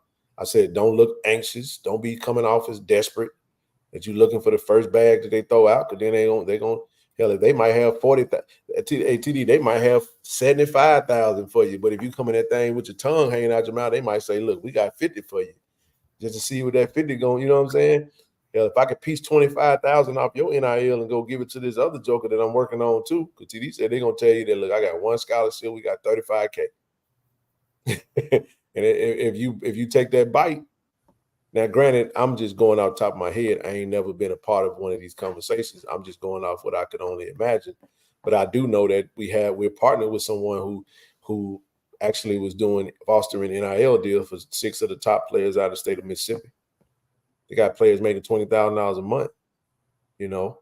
Some players getting $20,000 deals, others getting $20,000. It depends on the caliber of the player. But the stuff that we're talking about really ain't necessarily happening to the top kids. The top guys in the country are always going to be fine, because that talent level is going to keep them in that tax bracket. This is kind of for that mid-tier, those guys that are going to be FBS depth. But if you play the game the right way, if you plan on leaving, you play the game the right way, you can get yourself a bag, or you can just be a depth for nothing. They might say, you might come in that thing so excited to go FBS. Hell, they might say, we ain't got no money for you, but we just got a scholarship. And you be like, all right, man, I'm going to give you a chance to play. It's all right, cool. But they tell you they can get you to the next level, but at the same time, they ain't got no draft picks in the last. Jackson, they got more draft picks than they had in the last. You know what I'm saying? So that's the type of stuff you got to look at. But that's all I got on that. That's just my thoughts on it. I mean, that ain't going to change. I don't care what you got going on. A joker can want you. You still got to go in there and know that you want it. Don't go in there with this desperation. That's in a relationship, any type such. TD, if you're dealing with a young lady and a young lady giving off the vibe, you feel like there's some synergy there. But she coming that thing all thirsty and all aggressive, and you're like, whoa, something may not necessarily be right. But if you cool, calm, and collected, and you can't really pick up the vibe, like, oh no, she really. I gotta put a little work in. I gotta make sure I don't lose this. You know what I'm saying? Hey, you could have had her all along, but she played her hand right. Now she done got wiped up. You know, I'm just saying. Made that. But it said one problem is a coach or coaches used for advice and kids' choice is a school out of high school that don't be hearing. I mean, it's possible. It's 33K in the portal is despair at its finest. God damn, there's a lot of people in the portal. Holy smokes. How many student athletes are actually playing at all the colleges and D1 universities right now? I would say you got to throw D2 in there, all the colleges. I guess when you add it up. I'm not sure, man. I don't know. That's something that I don't know in the EA because that's a level that we just ain't on. I would love to hear that conversation with. I've heard some crazy stuff. They've saying that they've had some NIL deals out there for some of these kids that put that TD they had in clauses where they was the collective was going to get a portion of their NFL salary for how you got to read the fine print, man, on these deals. It ain't just a bag, it comes with stipulations. Make sure you read thoroughly what that money all entails. Vet it out. Go through the whole thing. Make sure you know. And if you don't know, you know what I'm saying? You got to do your research, man. But haven't heard many horror stories. It ain't a one size fits all. Again, speaking of our brother Didi, I think Didi gonna be fine. He got some great opportunities, and we'll see what he decides to do. I love to have him back, but love to have Tilly back. But you gotta understand the situation and the scenario. Somebody get a degree and they feel like they've accomplished what they came there for. You got to be okay with that. My thing is this: go get a bag and become a big time. A